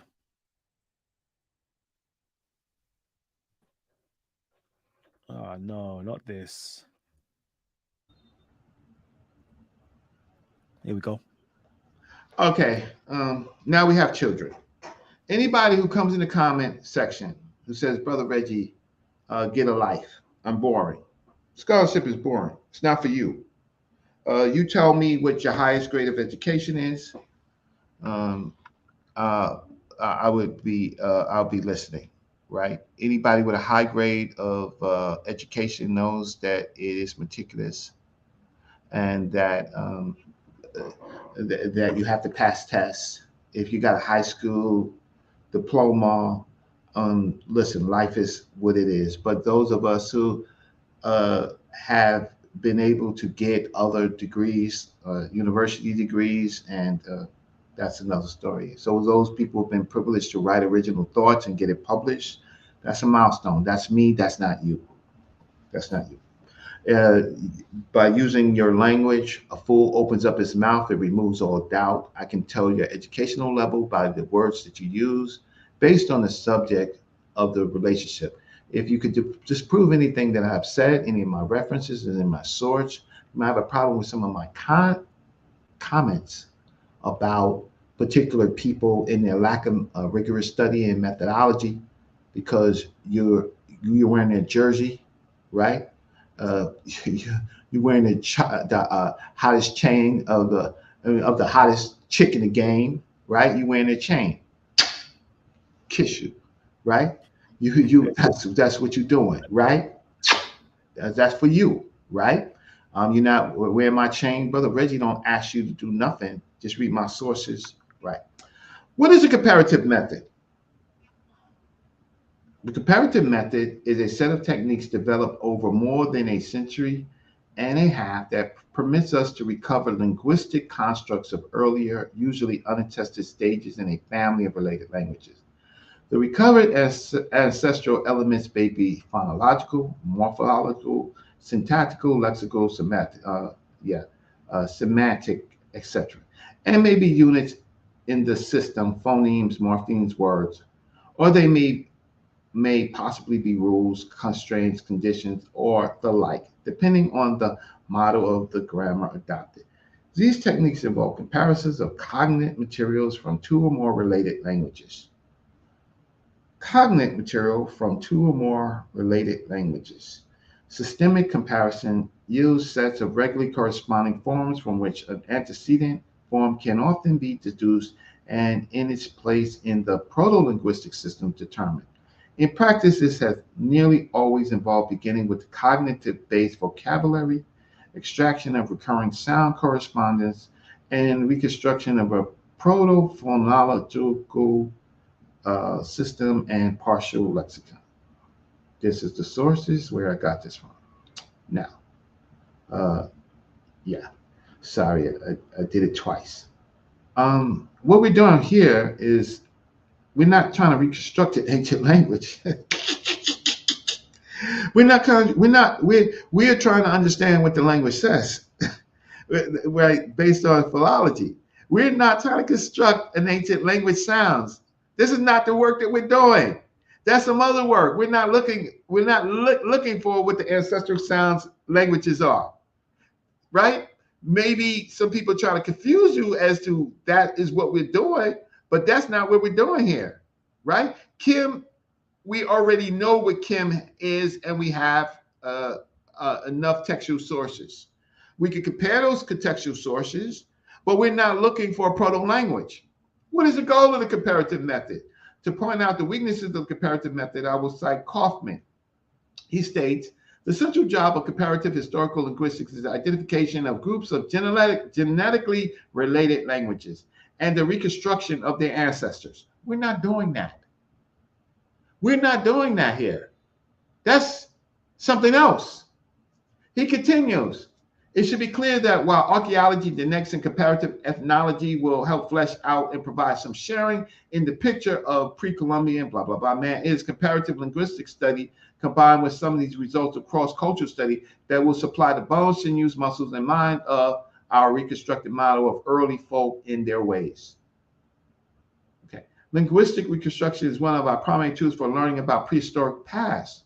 In many ways, it is our best, and this is especially true at a time where archaeology has trouble identifying ethnicity of its subject matter.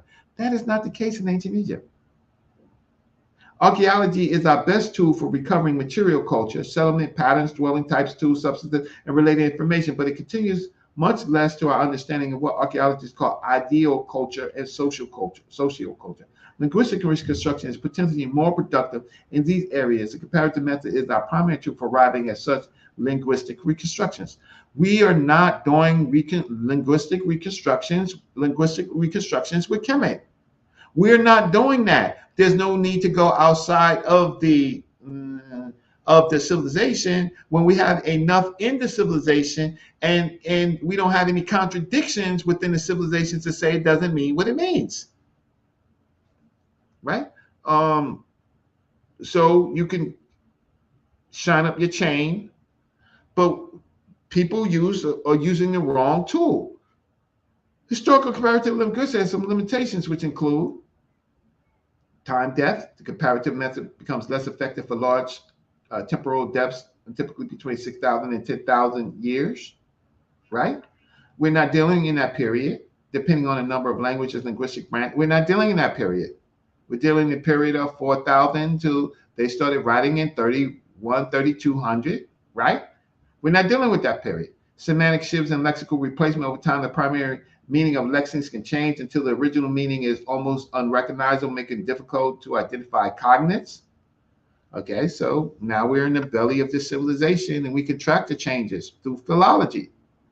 Syncretism, language contract, and convergence. The comparative method often assumes linguistic uniform speech communities and independent development after sudden sharp cleavage. However, languages can experience both divergence and convergence in the diachronic development, which convergence occurring with two speech communities remaining in contact and influencing each other. Okay, I can accept that, right? Within the different groups of people within ancient Egypt, the different African groups, okay, right? But linguistics has some limitations in that. Historical comparative linguistics. Incomplete or biased data. Oh, this is where we are right now. Woo! Historical comparative research depends on availability of descriptive data. In some cases, the data may be incomplete based on insufficient for accurate reconstruction and comparison. We're not doing reconstruction, nor are we really need to do comparison, right? If we want to do comparison, then what the issue would be is looking at what Diop said with Wolof and what Obenga said with the Congo data, right? With others say about ancient Egypt and Calagian, right? And those other, though, okay, fine, right? Now you're looking at cognates in different languages. We're not doing that for the word Km.t and Km. We're not doing that. 6. Okay. 5 assumptions and uncertainties. Okay. 6. Focus on words, not grammar. The comparative method primarily reconstructs words and any grammar derived from its indirect inferred from the words being compared. The limitations can make it challenging to reconstruct the complete structure and syntax of ancestral languages because people are focusing on words like Kim and not the grammar in the sentence in which it lives in, right? Um, these are all cited, right? Where's the citations, right? Here, right? Those are the citations. Disagree, argue with the world, don't argue with Reggie. Uh, Linguist deals with problems of false cognates in comparative linguistics by employing various strategies and techniques such as rigorous methodology, etymological research, semantic analysis, cross-linguistic comparison, awareness of language contract. By employing these strategies and techniques, linguists can minimize the impact of false cognates on their comparative analysis and improve the accuracy of their reconstructions and classifications of language. We're not trying to reconstruct when we're arguing, when we're looking at words that are within the country that we're talking about, that is written and attested. We're looking at vocabulary, we're looking at changes, we're looking at syncretism, we're looking at philology, we're looking at chronology, we're looking at other tools. We're not trying to reconstruct, right? The other important word, it says employing these linguists can maintain the impact, right, of false cognates. People calling themselves linguists is not necessarily being a linguist. People studying linguistics does not necessarily mean that they are linguists, right? You call yourself anything, pink elephant, doesn't mean that you are. Doesn't mean that even if you use these methods, that you're using these methods precisely. I don't have to be nice, and I'm not going to be nice. When you call a journal or a journal and you seek to destroy my work by putting in your work in, but your original work can't. You had the chance to put it in the living journal when it was alive. You did not, and then you want to backtrack and review my journal article. That is a dirty trick. You can ha ha he he, and no. You put your original work in, and check this out. We are still waiting. We are still waiting for you to get published with your concepts, right? Until you get published by a second, third party, peer reviewed, leave me the F alone. You leave me the F alone because I've done something that other people could not do. No matter what you say, I have done it, you haven't done it. Okay, so to understand words in ancient Egyptian, a combination of methods can be employed, including philology. Okay, so I just want, you can read my screens. Read the screens. I'm not gonna, I'm parched. I'm gonna drink something, right? Let me see if there's anything I want to talk about. Yeah. Well, these are the things that I was talking about: philology, comparative linguistics, deciphering hieroglyphs, studying the Coptic language, understanding the last phase of the ancient Egyptian language. Those are the concepts that I'm dealing with. Now, let's just get to, you can go on AI, artificial intelligence. I'll just leave this up here. I asked AI to compare my work with Asar Imhotep's work, and this is what AI said. Not Reggie. Well, this is what artificial intelligence says. Maybe on Sinetta show I'll actually pull it up, but this is what it says. These are the strengths of my article: historical context, syncretism, linguistic analysis. And this is what they said. Overall, Mabry's argument against Asar's Imhotep view of the Kemet and Kemet is based on a more comprehensive approach that takes into account historical context, syncretism, and linguistic analysis. What does the chat say about that? Because Jeez. I know it's late, but if you want me to pull it up, I will pull it up. What are they saying about that? Family, let me know. This is big, Reggie. What you Because just oh done no, there? now I gotta pull it up. So now God. I stop sharing my damn screen, right? Yeah. So let me stop sharing. Let's go to artificial intelligence. Let's just go stop sharing my screen. Did it stop sharing? And let's go here to Perplexity AI. You know what? You and Jonathan, yeah, are going to a next level when it comes to this research, when it comes to presenting this information. You lot are starting to incorporate AI into the mix. This is serious, you know. I got a So degree as in computer science. yeah, I took AI in 1988, right? I got an A in the class, right? Um, Look, I didn't do so well in physics and chemistry. Those were weeding out courses, but I did really well in my actual area that I was getting a degree in, right? So I did very well. I got a real computer science degree from a school of engineering. Computer science degrees are embedded in schools, right? And yeah, uh, okay. So can you I think I phased out. So let's go here to present. Present. I'm frozen. I'll wait. Okay. all Okay. right. So present. Family, if you're tuned in right I know it's now, getting late, give me but I actually still have more to cover. family, give me some interaction. Let me know what you guys are saying. Like, I want to know in the comment section. Be interactive with me. Come on, family. Yeah, I need that interaction. Okay, this has been like a Okay. mind-blowing show so far. So come on, give me something. You ready, brother? Yeah, it's not Sharon. Is my Yep. There we go. And family tree. Let me just see if I could post it up. Okay, we got it right there anyway. But family, if you're enjoying the show, right, I need you guys to show some love. I need you guys to show some at right now. This is reciprocity, right? Like these type of things that we're doing right now, it's not free for us on our end. We have to put in a lot of time, a lot of effort, a lot of energy, a lot of money to get these sources. We need to spend a lot of money to use these softwares and so forth, right? So if you can, yeah, if you have it, if you can actually show some reciprocity, I would love for you guys to hit the cash app, okay? It says it right there on Brother Reggie's screen. Reginald Mabry. Ooh, mm-hmm. nope, wrong one, wrong one, wrong one. Let me put it onto the right one. There we go. All right. Cash App, Reginald Mabry. Hit up the Cash App, show the love, show some support. You know, there's 80 of you guys in right now. Come on, man. Show the love, show the support because this information is not free, it's not cheap. We put in a lot of effort and energy to provide you this information. You if you had to go to university, right? For those of you guys know the degree, the prices, the cost you have to pay for a university degree, and they ain't going into all this information with you. They're going to be expecting you to go and do the research.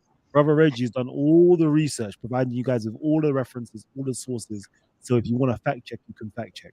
Come on, show some love, show the support. That's it. Great. Is my screen sharing? Can you share? Yeah. Okay. So let's go to AI, and we're going to say compare uh, Reginald Reginald Mabry's article on syncretism, a means and method of accurately, uh, sorry, spelling accurately. We're doing this on the fly, so accurately translating Kim, let's say Kemet, Kemet.tyw, and Kim with Asar Imhotep's comparative historical method on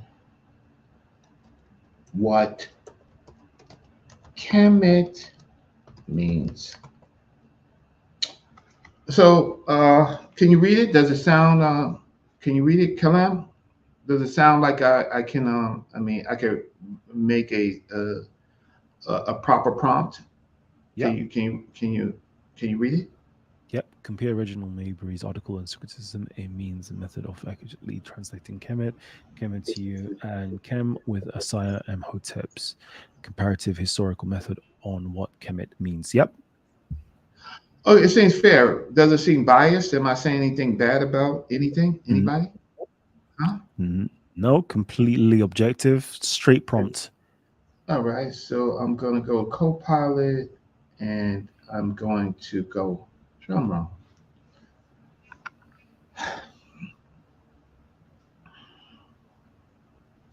Uh, right? Will you compare right here and here? I'll compare the two articles, right?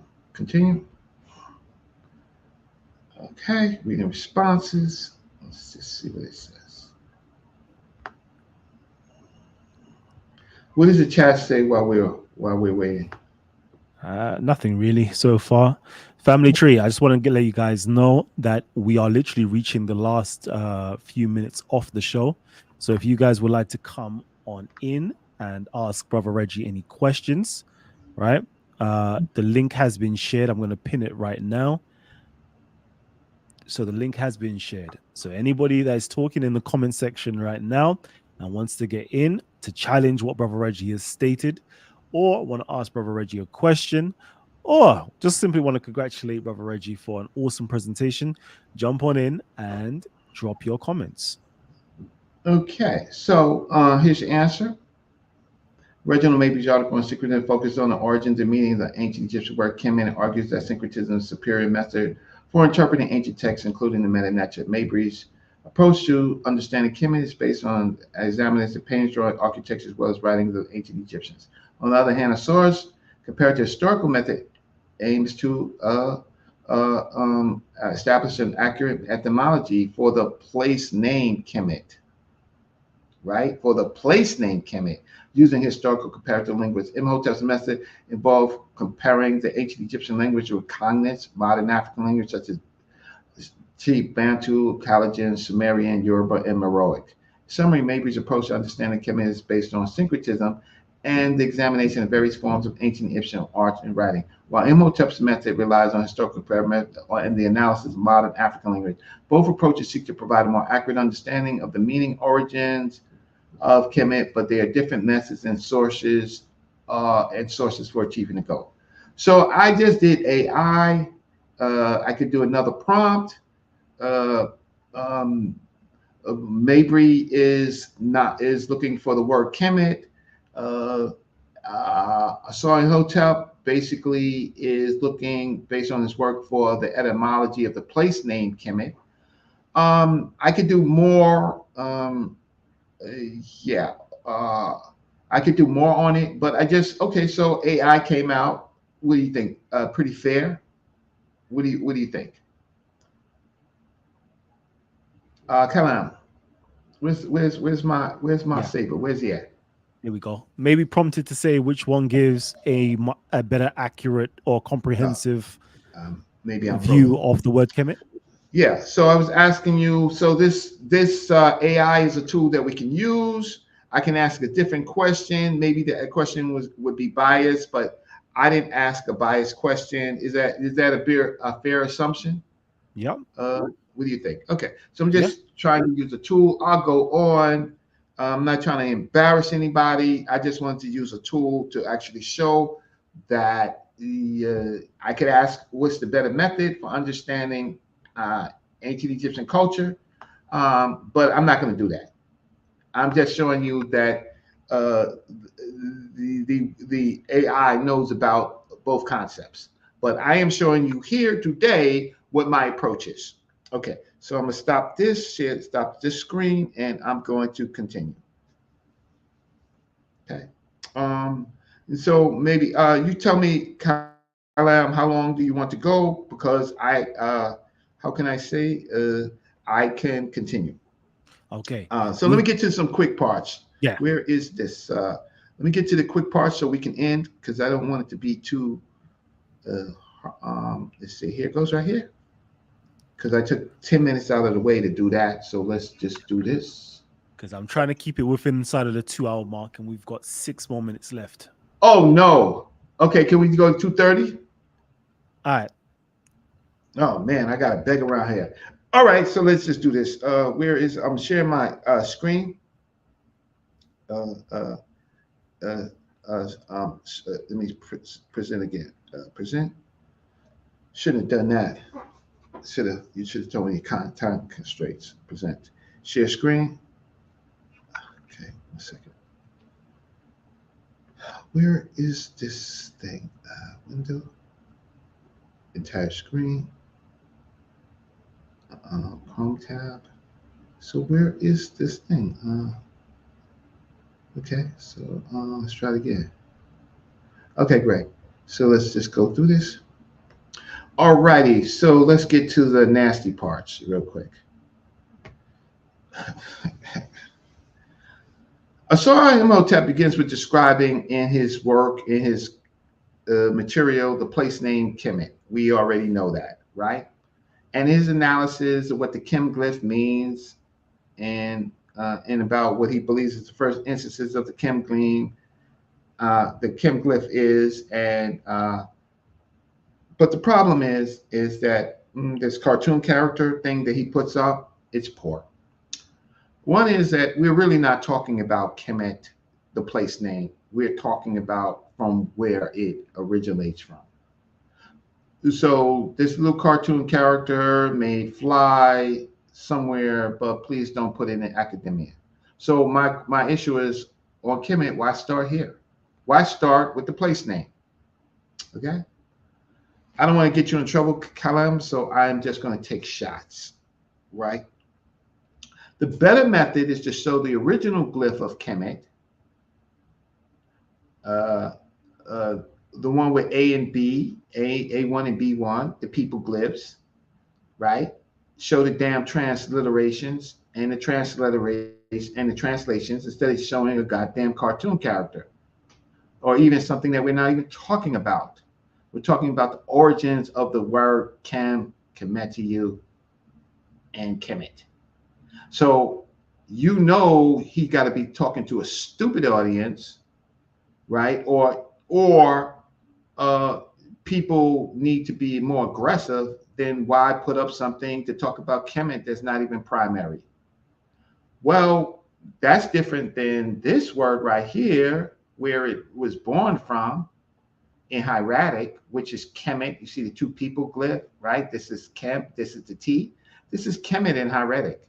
Most people, Kalam, have never ever seen, they've only seen this, Kemet with the people glyph, right? You've seen that before, right? Yep. Maybe I'm frozen. Kalam, Yeah. I've seen him before. wow. Till he comes Kemet.tyw. back. Oh, I see his, maybe Can you hear me? it's me that's frozen. No, you're not frozen. You're not frozen. You're Oh, good to wait. go. I'm not going to check to see if people, I think I'm frozen. Testing test. Can you hear me, Kalam, or was I Yeah, I can frozen? hear you. No, you wasn't frozen. You're good to go.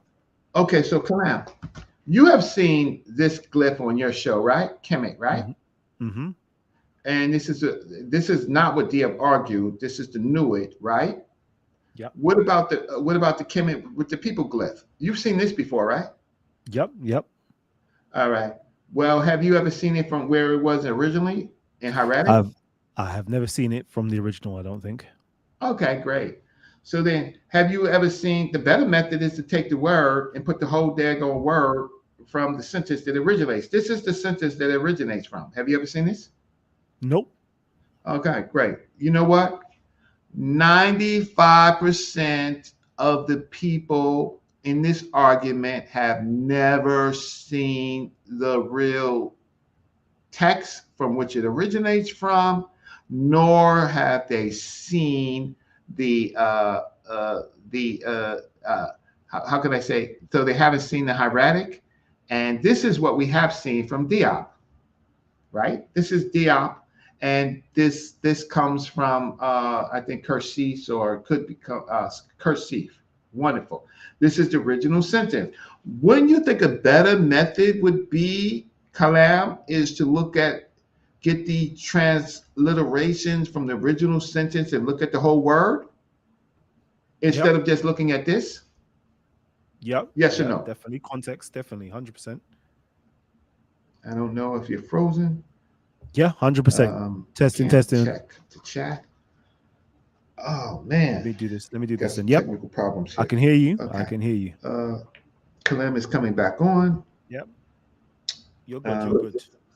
okay, so Kalem, could you? Uh, did you hear my question to you? Yeah, yeah. It would definitely be beneficial to actually read it with inside of the context. Yeah. Okay, so here is the whole transliterated word, or the word from hieratic to the meta nature, right? And I went to Dr. Ricketti's school to verify my thinking of it when I found it. And so my brother, who is Sableware Jed M. Ankh, you know about him, Titans TV? Do you know about Jed M. Ankh from Dr. Gentlemen. Ricketti's school? No, no, no, no. Or he's one of Dr. Ricketty uh, and Brother Bonacci's advanced students, right? So he's at the top. There's a sister out there who we got to get on her show. Her name is Capra, and when she reaches out, when I get her, then I'm gonna give it to the UK. She is the House of Shashet. This sister knows Meta Necha like it's directly on her tongue.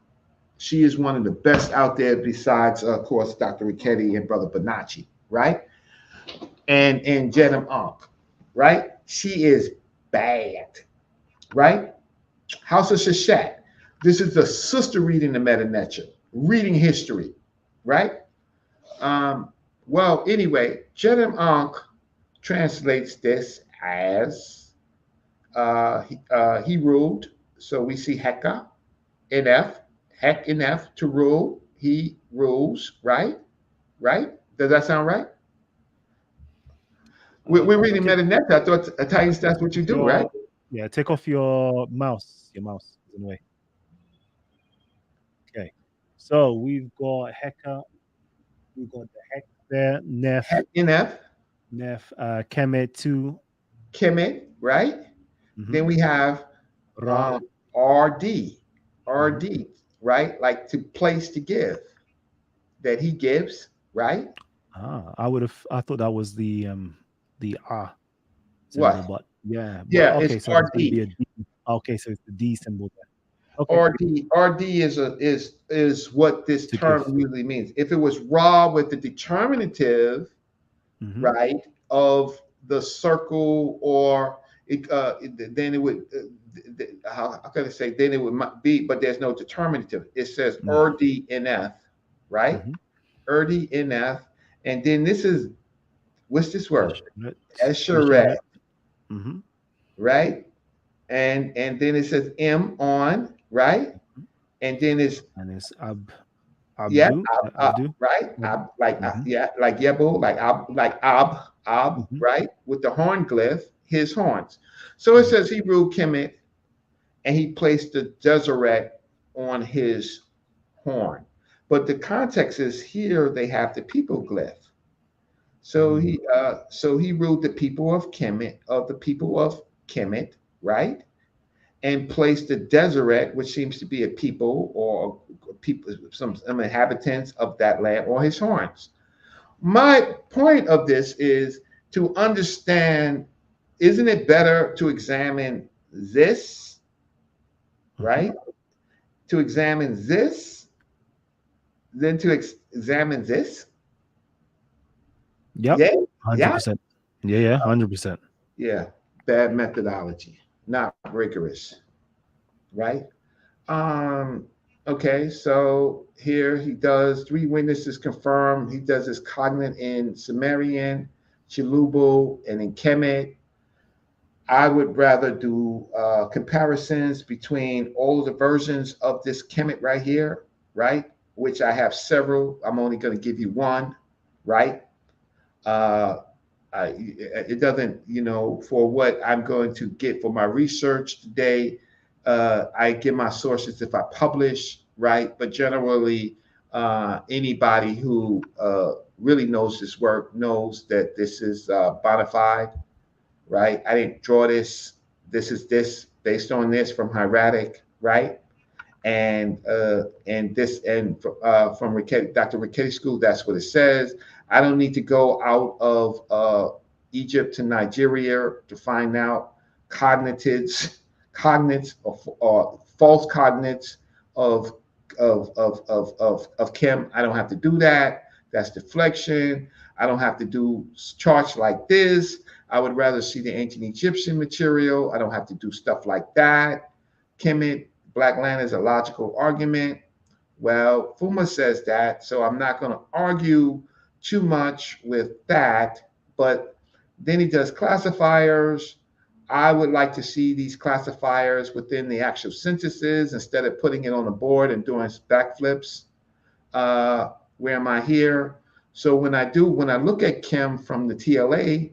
Sorry, Reggie, can I quick question then? Can you go back to the last slide? Sure. When he brother Asar pulled this up, are you saying that this isn't, is this anywhere in the text itself? Because as you quite rightly said, I want to see the text. I want to see the yeah. amount of text in which it makes a big deal. Mhm. But what he's doing is he excluding the people glyph. He's excluding a lot of glyphs. This is an illusion. Where's the people glyph? Didn't I just show you Kemet with the people glyph? Mhm. He's just showing it. He's just talking about what he wants to talk about, but he want to exclude this. That's not rigorous. He want to exclude this. There it goes. There's Kemet, right? He wants to exclude that, right? What about Kemet with the cattle? He wants to exclude that. Let's just do this. Kim over here, translation, heap of burning coal, right? Kim over here, black dark. Kim over here, to be black. Kim is to be black. Kim over here, Swartz blackness. This is not mine. This is the TLA. Go argue with the TLA. Don't argue with Reggie, right? Kim over here, this one, pupil. This Kim, which I showed you, the God. I showed you before there was some god of Atribis. I showed you in the Akbul that Kim is a god, not the epithet of the god Atribis, God, right? Okay. It's a cross reference to Kim Sepis, magnificent black bull. This Kim right here, or this Kemet, right? This Kemet right here is another Kemet that just leaves that out. But he says pay attention to the classifiers. He picks and chooses his classifiers. So let's go over here. I'm sorry. Okay. This Kim over here. Oh, this Kim says to complete, right? Watch this. Let me just, I got this. Watch this. So now we go to Egyptologists, people that are proven in writing. And this statement y'all could take to the goddamn bank, right? Kemet means complete, completion, right? Okay. It I don't know why this. It also means to complain in this form right here with this glyph. Okay, let's just deal with this Kim right here. Harnick says, listen, people, to what I'm going to say. I'll give you the source. Conceptions of God in ancient Egypt.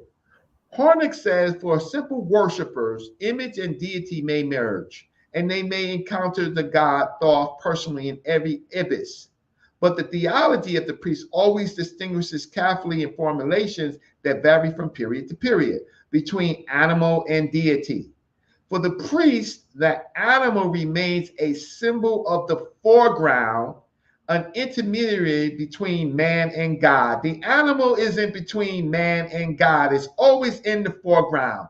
As speakers or heralds, that's what they do, of the God, the sacred bulls may dispense oracles in which the God reveals his will. So the God's will is revealed in the sacred bulls, the black bull.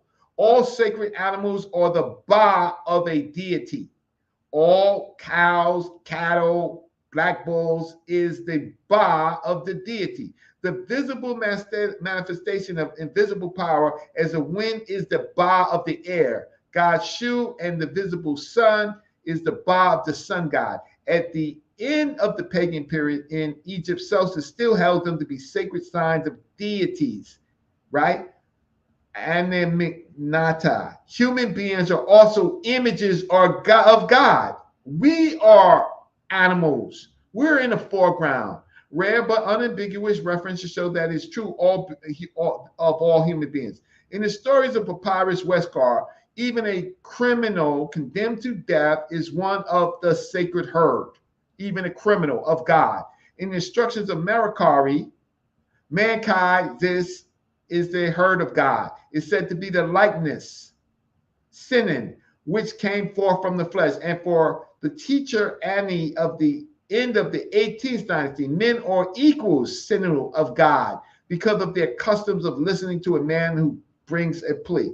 Not only the wise man is his equal, as if the rest were so many cattle. Thus, all men may be God's children from birth, Merikari, or may prove by their actions that they are images of God. The man with knowledge is also said elsewhere to be a likeness, a mitti of God. 100 sons, images of their fathers. So in these cases, what is meant is not simple similarity, but a fundamental kinship of action, nature, and rank. But the reigning king is the prime son and image of the creator, God. Almost all Egyptian references to man as the image of God relate to him. Right? So now we get back to this word Kem, to complete. I already read from the other when it went to Greek that it meant perfect. Here I can make the argument that completion is related to the bull count and taxes of human citizens, but I can also make the argument that this bull is also related to being perfect, like the count, right? Like the cattle count. Okay, let's go on. I'm gonna try to close real quick. The danger is when I close, when I talk fast, then it's weaknesses. Okay, so this is where okay. So over here, Kemet.t. Oh wow, we have Kemet.t. We have a lemma. We can look it up, right? These are the forms of Kemet.t, right? Or Kemet.t. Then in the 11th, from the 6th to 11th dynasty, we have titles, the Emir or the overseer of the black cattle. You can read this, Emir Kemet. He's the overseer of the black cattle. Remember, the cattle is in the animals are in the foreground that identify with people and gods, right? We have this thing that we've read. You will stand before the inhabitants. Of they say Egypt like Apis when there's no Egypt. So you will stand before the inhabitants of the Kemet.t. You will stand before the Kemet.t like Apis. Kemet.t is related to the Apis black bull. You have over here Kemet.t here as the black form of the sacred cattle. You have this version over here from the TLA on Kemet.t. My point is, I'm getting to something. Oh, Asar came on your channel, started talking about some damn dolphin fin, right? Well, I want to see the adaptations of the dolphin fin that he said that Kemet means. Oh, so I go and find it, right? So I basically find it in the TLA, and it says who formed blah blah. And his prehistoric times, he went along with him. Noon, who created the ocean through his glorious best, who brought forth from the Besu, Kimu, who created the sculptures from the historical time. My point is that in this point, they you can only see the so-called dolphin fin 2 times in Kemet. You can't make an argument about Kemet as a dolphin fin when you only have very few adaptations. You can't make that argument. But you can make that argument if you want to do pseudo judo backflips, right? Show me the adaptations. Show me the philology, right? So I think I've got 2 more slides and I'll close.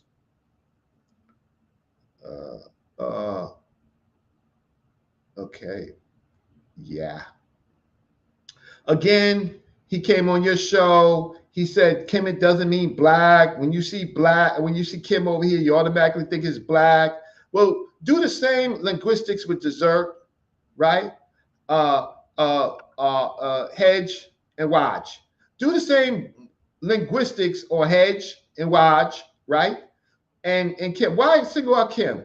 Do the same thing. Go out of go out of Egypt, Kemet.tyw, like you do. Don't do it for Kim. Do it for all of these. So over here, then he hurts himself. He goes out over here to some culture, and I think is Zulu, to talk about uh, uh, Kem or Nag, right, or cattle. And then even here he says, holy herd of black cattle. Come on. I mean, come on. There's always a reason. There's always a some explanation that I don't get. So if Kemet is over here, the holy black herd, and over here the people are venerating, right? What's the point? You know, but first you didn't have to go out of Kemet. All this collagen, Shalubu, Psycam. We don't have to go out of Kemet. I just showed you what was in Kemet. So if you don't believe that the meta nature is deciphered, you don't believe in the vocabulary, then you know what? You need a PhD. I mean, you need a Nobel Peace Prize. Everybody's wrong. You're wrong. You're right. Right? Even though this word right here means complete, or it can mean the perfect black. You say it means rise up, stand up, and chulubo and all this stuff. Stop it. Show it to me and Kemet. So where is this last slide I wanted to show? And I was talking too quick. And let me just scroll through it and see if I left it out.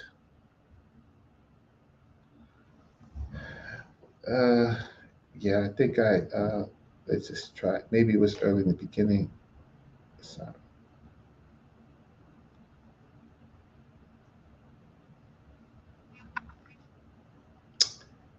Yeah. Do you know what it looks like? I'm reading the comment section and it seems as though I've missed out a whole lot of stuff in the community. All right. Jeez. Let me just close where I began. The danger of the world in the both ancient and modern world was not that ancient Africans, including now Valley Africans, were black. That's not the danger. The danger is that you had to kill their god, which it was always a black god relating to black things. If you kill their god, then you can replace their god concepts with your concepts that deify the foreigners and not the original inhabitants.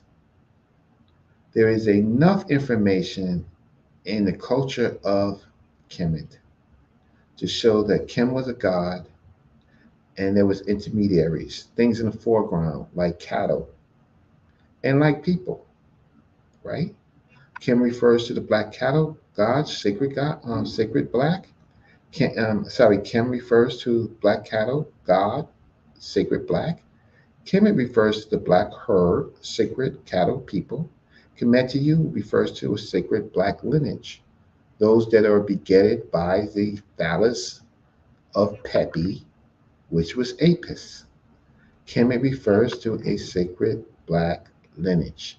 Maybe not all black people, but the lineage, the purest form, the Kemet, the perfect black. This is the secret of Kem. The secret of Kem is that it was its deified concept of the perfect black, which you could call God. And every religion and every other culture invading Africa has to destroy that concept. So, with that said, I'm gonna stop sharing. And I know it's late.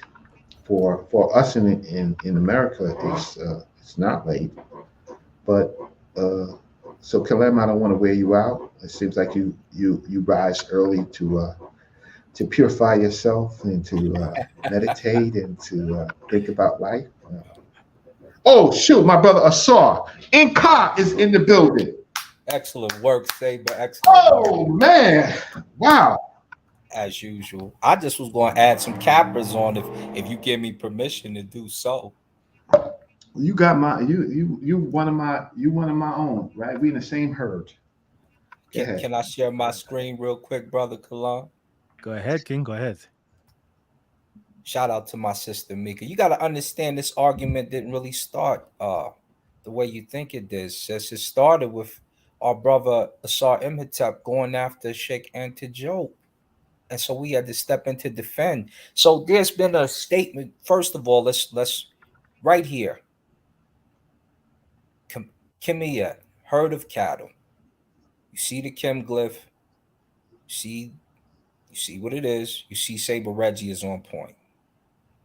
But what we have to do is also look at our brother Asar Imhotep, who said at a time that Kemet completion doesn't mean black. Remember, Kemet totality doesn't mean black. Mm-hmm. But all we have to do is go to the terms. I'm just going to take you right to the real dictionary. And what is this here? This Chem completion profit duty, the one he always shows you. Look, here it is again. Total up amount to complete, put an end to pay, also means black. Same Medu spelling. So we don't Mm-hmm. want to make this, so we don't want to lie, right? Here it is again. Completion, final account, Kemet, right? Says the black land also, right? So here it is here.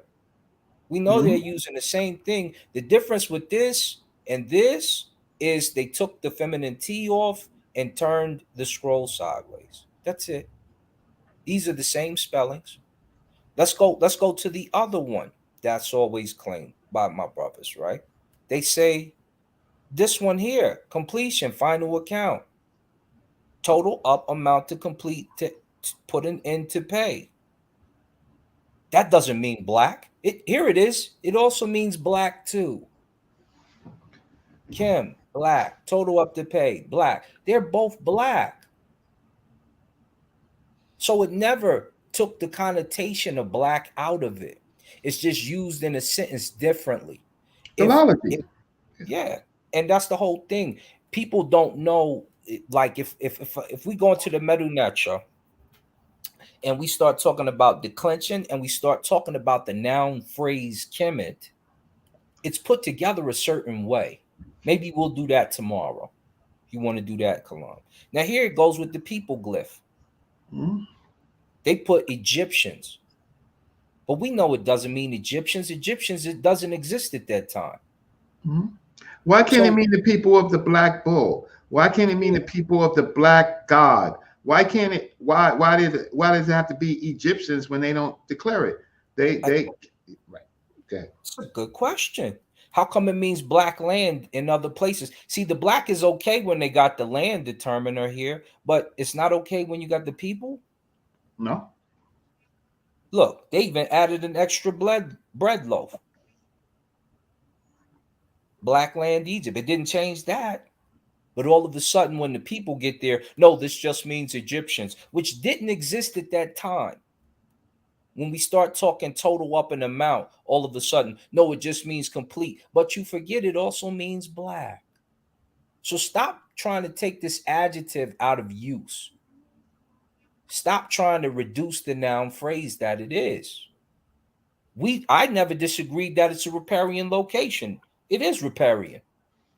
But there's a word for riparian in Medu Neter, isn't it? Mm-hmm. Surprisingly, they didn't use that word, did it? That word also means decrepit, old, a few other things, but they used the term chem to make this. Stick to what it is. Stop playing with it. There's enough evidence, Assault. There's enough evidence, but when you rule out and you pick and choose and you have random arguments, that's the problem. So I didn't miss to the audience. I didn't miss what Asar has to say. I just think I breathe different air. I have a journal article, right? I don't have time to show it to you. It tracks everything that we said in 25 pages, right? It's an Um, excellent article. I yeah. read it. So it's cited. Whether people think it's excellent or not, that you could be biased because you know me. Fact of the matter is cited by universities. So and it's throughout many universities. It's online. I breathe a different type of air. I prove my point, right? In a peer review, and that's where it is, where people in universities can peer. I'm not writing Amazon books for money. Maybe that's good. I say buy his books. All of his books is informative, but I'm just saying when you pick and choose, and you're not rigorous. That's what a Saw and Cow was showing. You're not rigorous. What's your explanation for all of this? Why do we got to go outside of Egypt? It's already deciphered. We already have translations. We already have vocabulary. We already have philology. We already have syncretism, right? We see the word changes. Why do we got to look for word changes outside when we see chem evolving inside the country? So you know what? I've got a question. Okay. Ooh. And my question is the term black for the state, the black, let's say the black state, right? You've got the black state, you've got the black people, you've got the black bull, or the dark state, or the dark people and the dark bull, depending on Mhm. how you want to translate the word chem. I want to know, does that chem have a broader conceptual meaning, i.e., does it mean more than just simply the color itself? Does the color have a broader semantic field of meaning? For example, fertility, could it mean death? That type of thing. It Does it does. I have just showed it in my conversation. First of all, people make their gods. They made a image of God that is their perfect self, which is Kem. The state becomes Kem. The king is aligned with Kem. Some of the lesser principles or deities or Kem, right? Men is Kem. Asar is Kem. Aset and Nebhet, they are Kem, right? Pepi is Kem because of Shu, right? It's embedded in their philosophy, right? You can't extract either the color because we have other colors. So we have Deseret, we have Hedge, we have Raj, right? Why isn't the same scrutiny done on those other colors? Because the attack is always on the color black, right? But black means something else in Greek. It becomes the perfect black, and then it dies within Christianity. Yeah, I'm trying to go uh, on different levels. Kalam, look at what was preserved in the Greek. It is the perfect black. That's where you actually see it, the perfect black. Then you can come back into the it's 3,000 years of Egypt and understand how Asar and Ka was showing the completion, which completion is also perfect, the final, the perfect, the best, black, right? That my job here was simply to show you the shesta of Chem, its relationships. I showed you primaries. I showed you synthesis in which it evolved in. And my brother Saw came in and helped me show actually more. I was rigorous. I have a journal article behind me. And you people wearing somebody's chain, get some help. You're not in this area. If you want to come on, press that link because I want to see your sources for what you say because my sources are here in this journal article. you know what? Mhm. If I may present one more time, let me do something real quick, just for the sake of. And yeah, black means a lot of things from regeneration. Um, Death is usually white. They call you the imperishable stars when you Mhm. pass away. So most death is related to white. Ijeb is the word for riparian. It's not used here. Um, Here it is again in more abundance on page 252. Um, Let me pull it up here. Let's go over here. Riverbank, land, sea, shore. Wajeb, ijeb. This is the word. So the thing is, we've got a word for riparian. If you didn't know it, there it is again. Riparian lands. Wajeb. Look, it's got a word for the land. It's got these portions here. It's named after land. This is the whole discussion in the first place, is why aren't they using this as the name or place name? We're talking about lands right here. They got a name for riparian lands. They didn't call it that. So It's Kemet irrelevant. Assault. I cannot mean, mean riparian lands because Ujeb means riparian lands in ancient Medu Neter. it's So why not would you? connected. It's not connected to their big philosophy. Right. It's a minor point. Where is the authoritative statement of the king? The king says that he is the Sai Kem Sa Sid Kemet. He is the black ram born of the black sheep. Hold on. He ain't swimming in the damn water. No. He knows totality also has the same meaning as black. He knows what are we doing? You want riparian land? Here it is. Go find this as the place name. Can you do that for us? I Jeez. think it's Kemi.t, and I believe, if I'm not mistaken, this was later in Ptolemaic times. Kemi.t would be like your riparian lands when you say it as a place name, and it has Kemi in front of it. It still says black in front of the riparian lands. So what are you doing? This is it right here. Goes riparian lands. You gonna argue with it?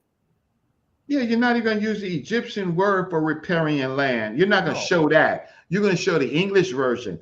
That's just not good scholarship. And this is the spitter land right here. Every time you see these little right here, they call this a spitter land.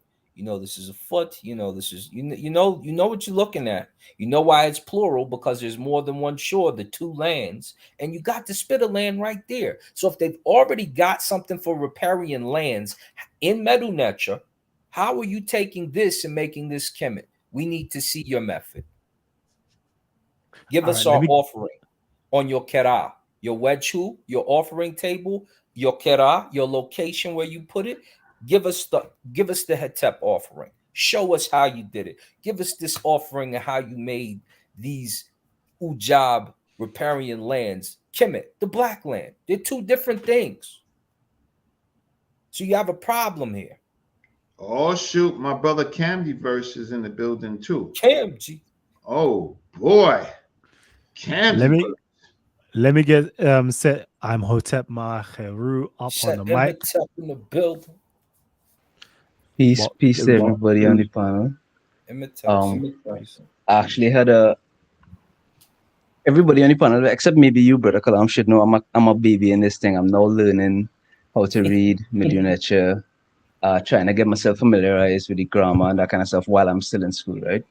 But I noticed something while I was reading through the Vigas recently that made me wonder, why do we say that the word for people or human or person is remech as opposed to something like urtem or something like that? I'm Mm. asking the question because when I look, the glyph that is used, I think it's U15 or something like that. The glyph that is used is a tem glyph, right? It's used in the nature atom, and it's used in a lot of other words, meaning everybody. It's used in Nefertem as well. Tawi, Temwi, everybody from all Egyptians, everybody from the thing. So I was wondering if one of you brothers would be willing to pull up the Vigas. I actually have all of the page numbers and the amount of entries that are what do you call it? Well, we can That, do that. Can we answer that on another show? Because sure, sure. Ramesh is citizen, right? Ramesh is people. Sorry, is people, and so we again the metanet has been deciphered. We have the vocabulary, right? But what it is all we could do is notice that they use the word remesh. They think people think that it has something to do with the tears when man was created, and and so it's a derivative from that. Outside of that, I certainly don't know, but Smash, I think Smash and Asar talked about it, but it definitely has something to do with the in one story the tears of I think a Well, Tim. the teardrops are raw. Right. Remember, so the people, the Remech term comes from the story where they talk about uh the eye being hidden. Once it's found, he drops the teardrops of raw onto the earth. These are the people. This is the civilization. This is why they're called the Remech, because that's basically what that is. Their teardrops. So they're likened to that in that particular mythos. Um, they're also Is a likened. match a teardrop or something? Remech, let me pull up real No, a quick. match, just match. Is match teardrop or something like that? No. Mech would probably be more like mit, which is 10. And if you see mit is the penis with the semen dripping, so Well, your make it be children. deaf. You see, Well, so the we have mit to look at is the children. context. You if we just go hood, you come drops, right? So mit is a penis that drips. So your children, you've Yeah, been sired by. you get it right. You're begotten by, Yeah. and that's where Mm. this that part of the mesh actually comes from. But we could deal with that. The issue on board is that that cartoon glyph of Kemet that he shows. Why doesn't he? Why doesn't he explain the people glyph?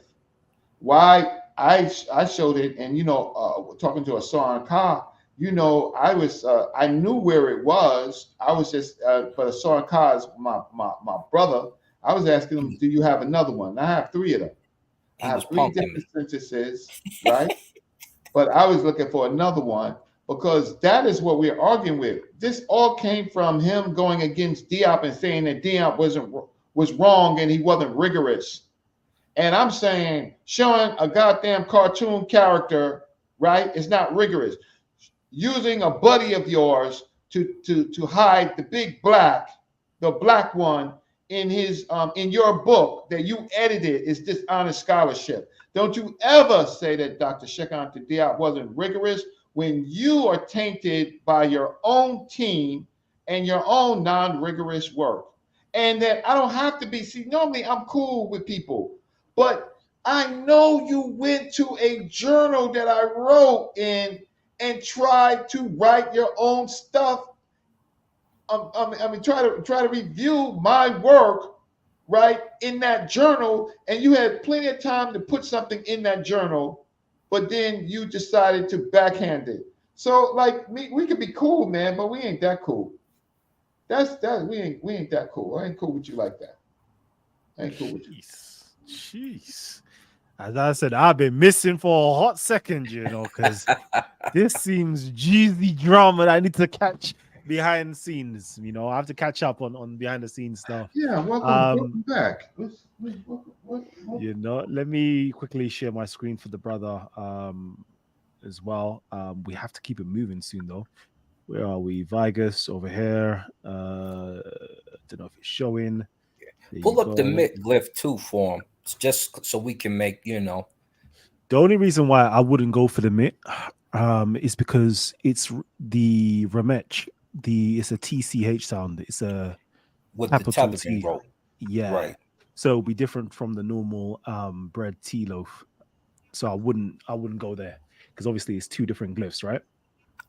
So we know that Remech is coming from the word, well, it's said to come from the teardrops of Ra. So we have here a word Pull for up remit. teardrops. Yeah. Yeah, we have the word here remit, which means to weep, and then we've also got another term, which is right here. Can I do it? Remiyet, weeper. Yeah, So you see the weeper. eye of Ra crying. Here we go. So And then here's we've got the only reason I asked about this in the first place is if you go to page 113 and then in we've the got same Remu, in the same See there all you go. those teardrops? Teardrops And you as see well. the tethering rope, man, men, mankind, Egyptians by itself when it's just Remetch by itself. And they're Yeah. saying that they're the teardrops. And And then then we let me got the do mythos to back it. But which let me do the page Met you were as saying, well. brother? 113. There's Sorry. Let's do that.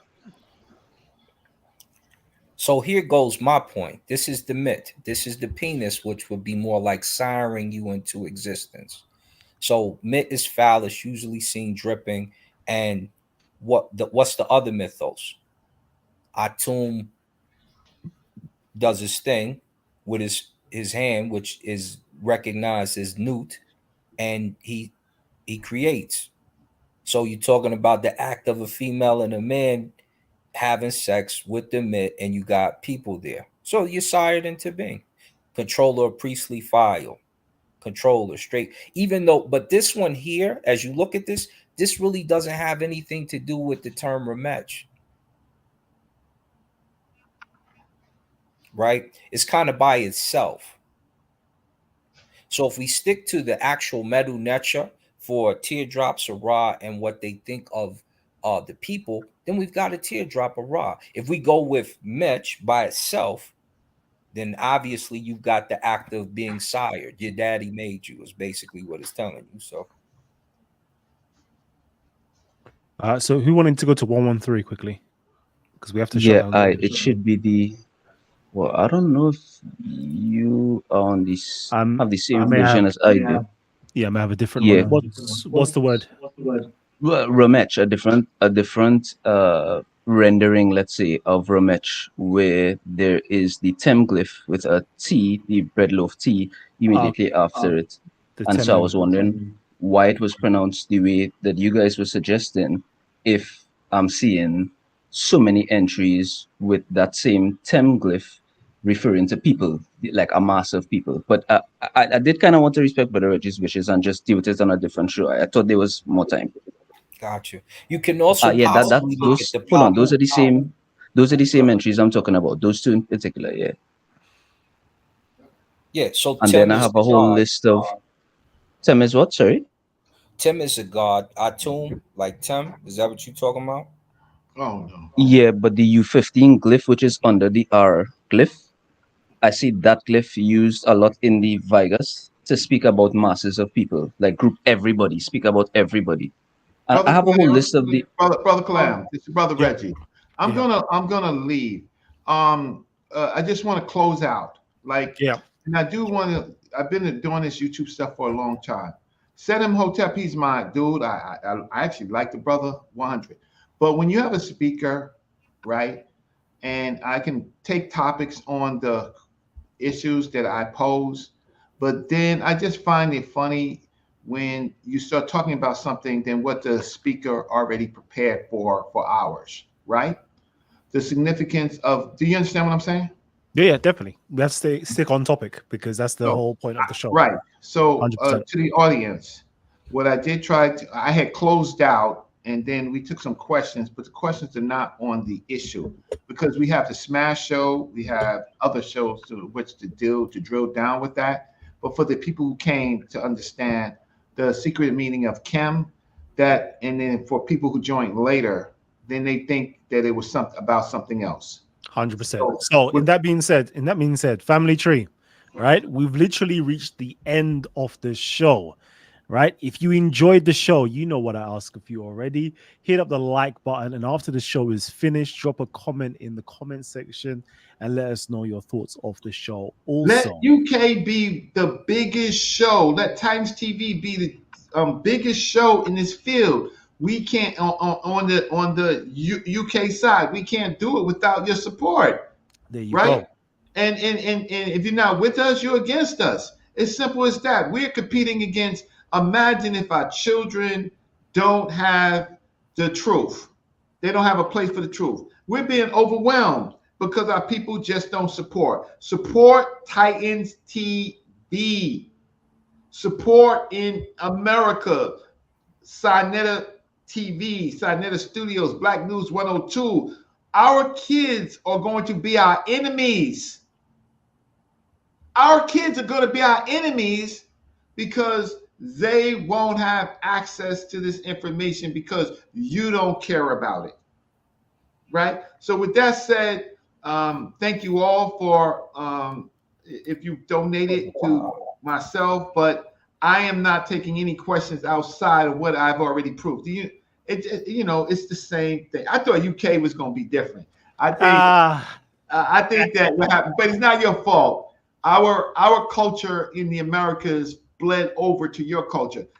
Kalam, be a little stricter, mhm. right? Because you have people source up and shut up. But the other side of it is for people just to insert open-ended question. But said Imhotep, my dude, I'm just saying, for me, I had a lot to prove, a lot on the line, right? I did a lot of work, right? And to have the show end with that, without that, then that's a problem. So with that said, I'm gonna do you all a favor. I'm gonna say peace, and and we do this for our children, right? And thank you so much for having me on UK. Y'all don't love me that much because y'all have been supporting. UK has been supporting a lot of the pseudos. A lot of the pseudos been in UK. A lot of pseudos, right? Right? A lot of pseudos. But the people that actually teach and do this work, nah, we boring. Y'all want entertainment. So I'm watching you. I'm watching you, UK. Y'all brought in a whole bunch of esoterical pseudo judo people, but the real scholars, post Dr. Ben and Dr. Clark, y'all been looking for the ones with the funny hats. Family tree, peace and love. I'll catch you guys on the other side. Of course, if you want to carry on this discussion off air with the Titans, join the link. It's been pinned above. Support Titans TV. Please go and support brother Reggie. Go onto the Cash App. It's Cash App Reginald. Okay. Again, let me just say to you, please go and support my brother. Cash App Reginald. All right, family tree. We're signing out. And yeah, we out, baby. Young Cali, baby. Oh, man.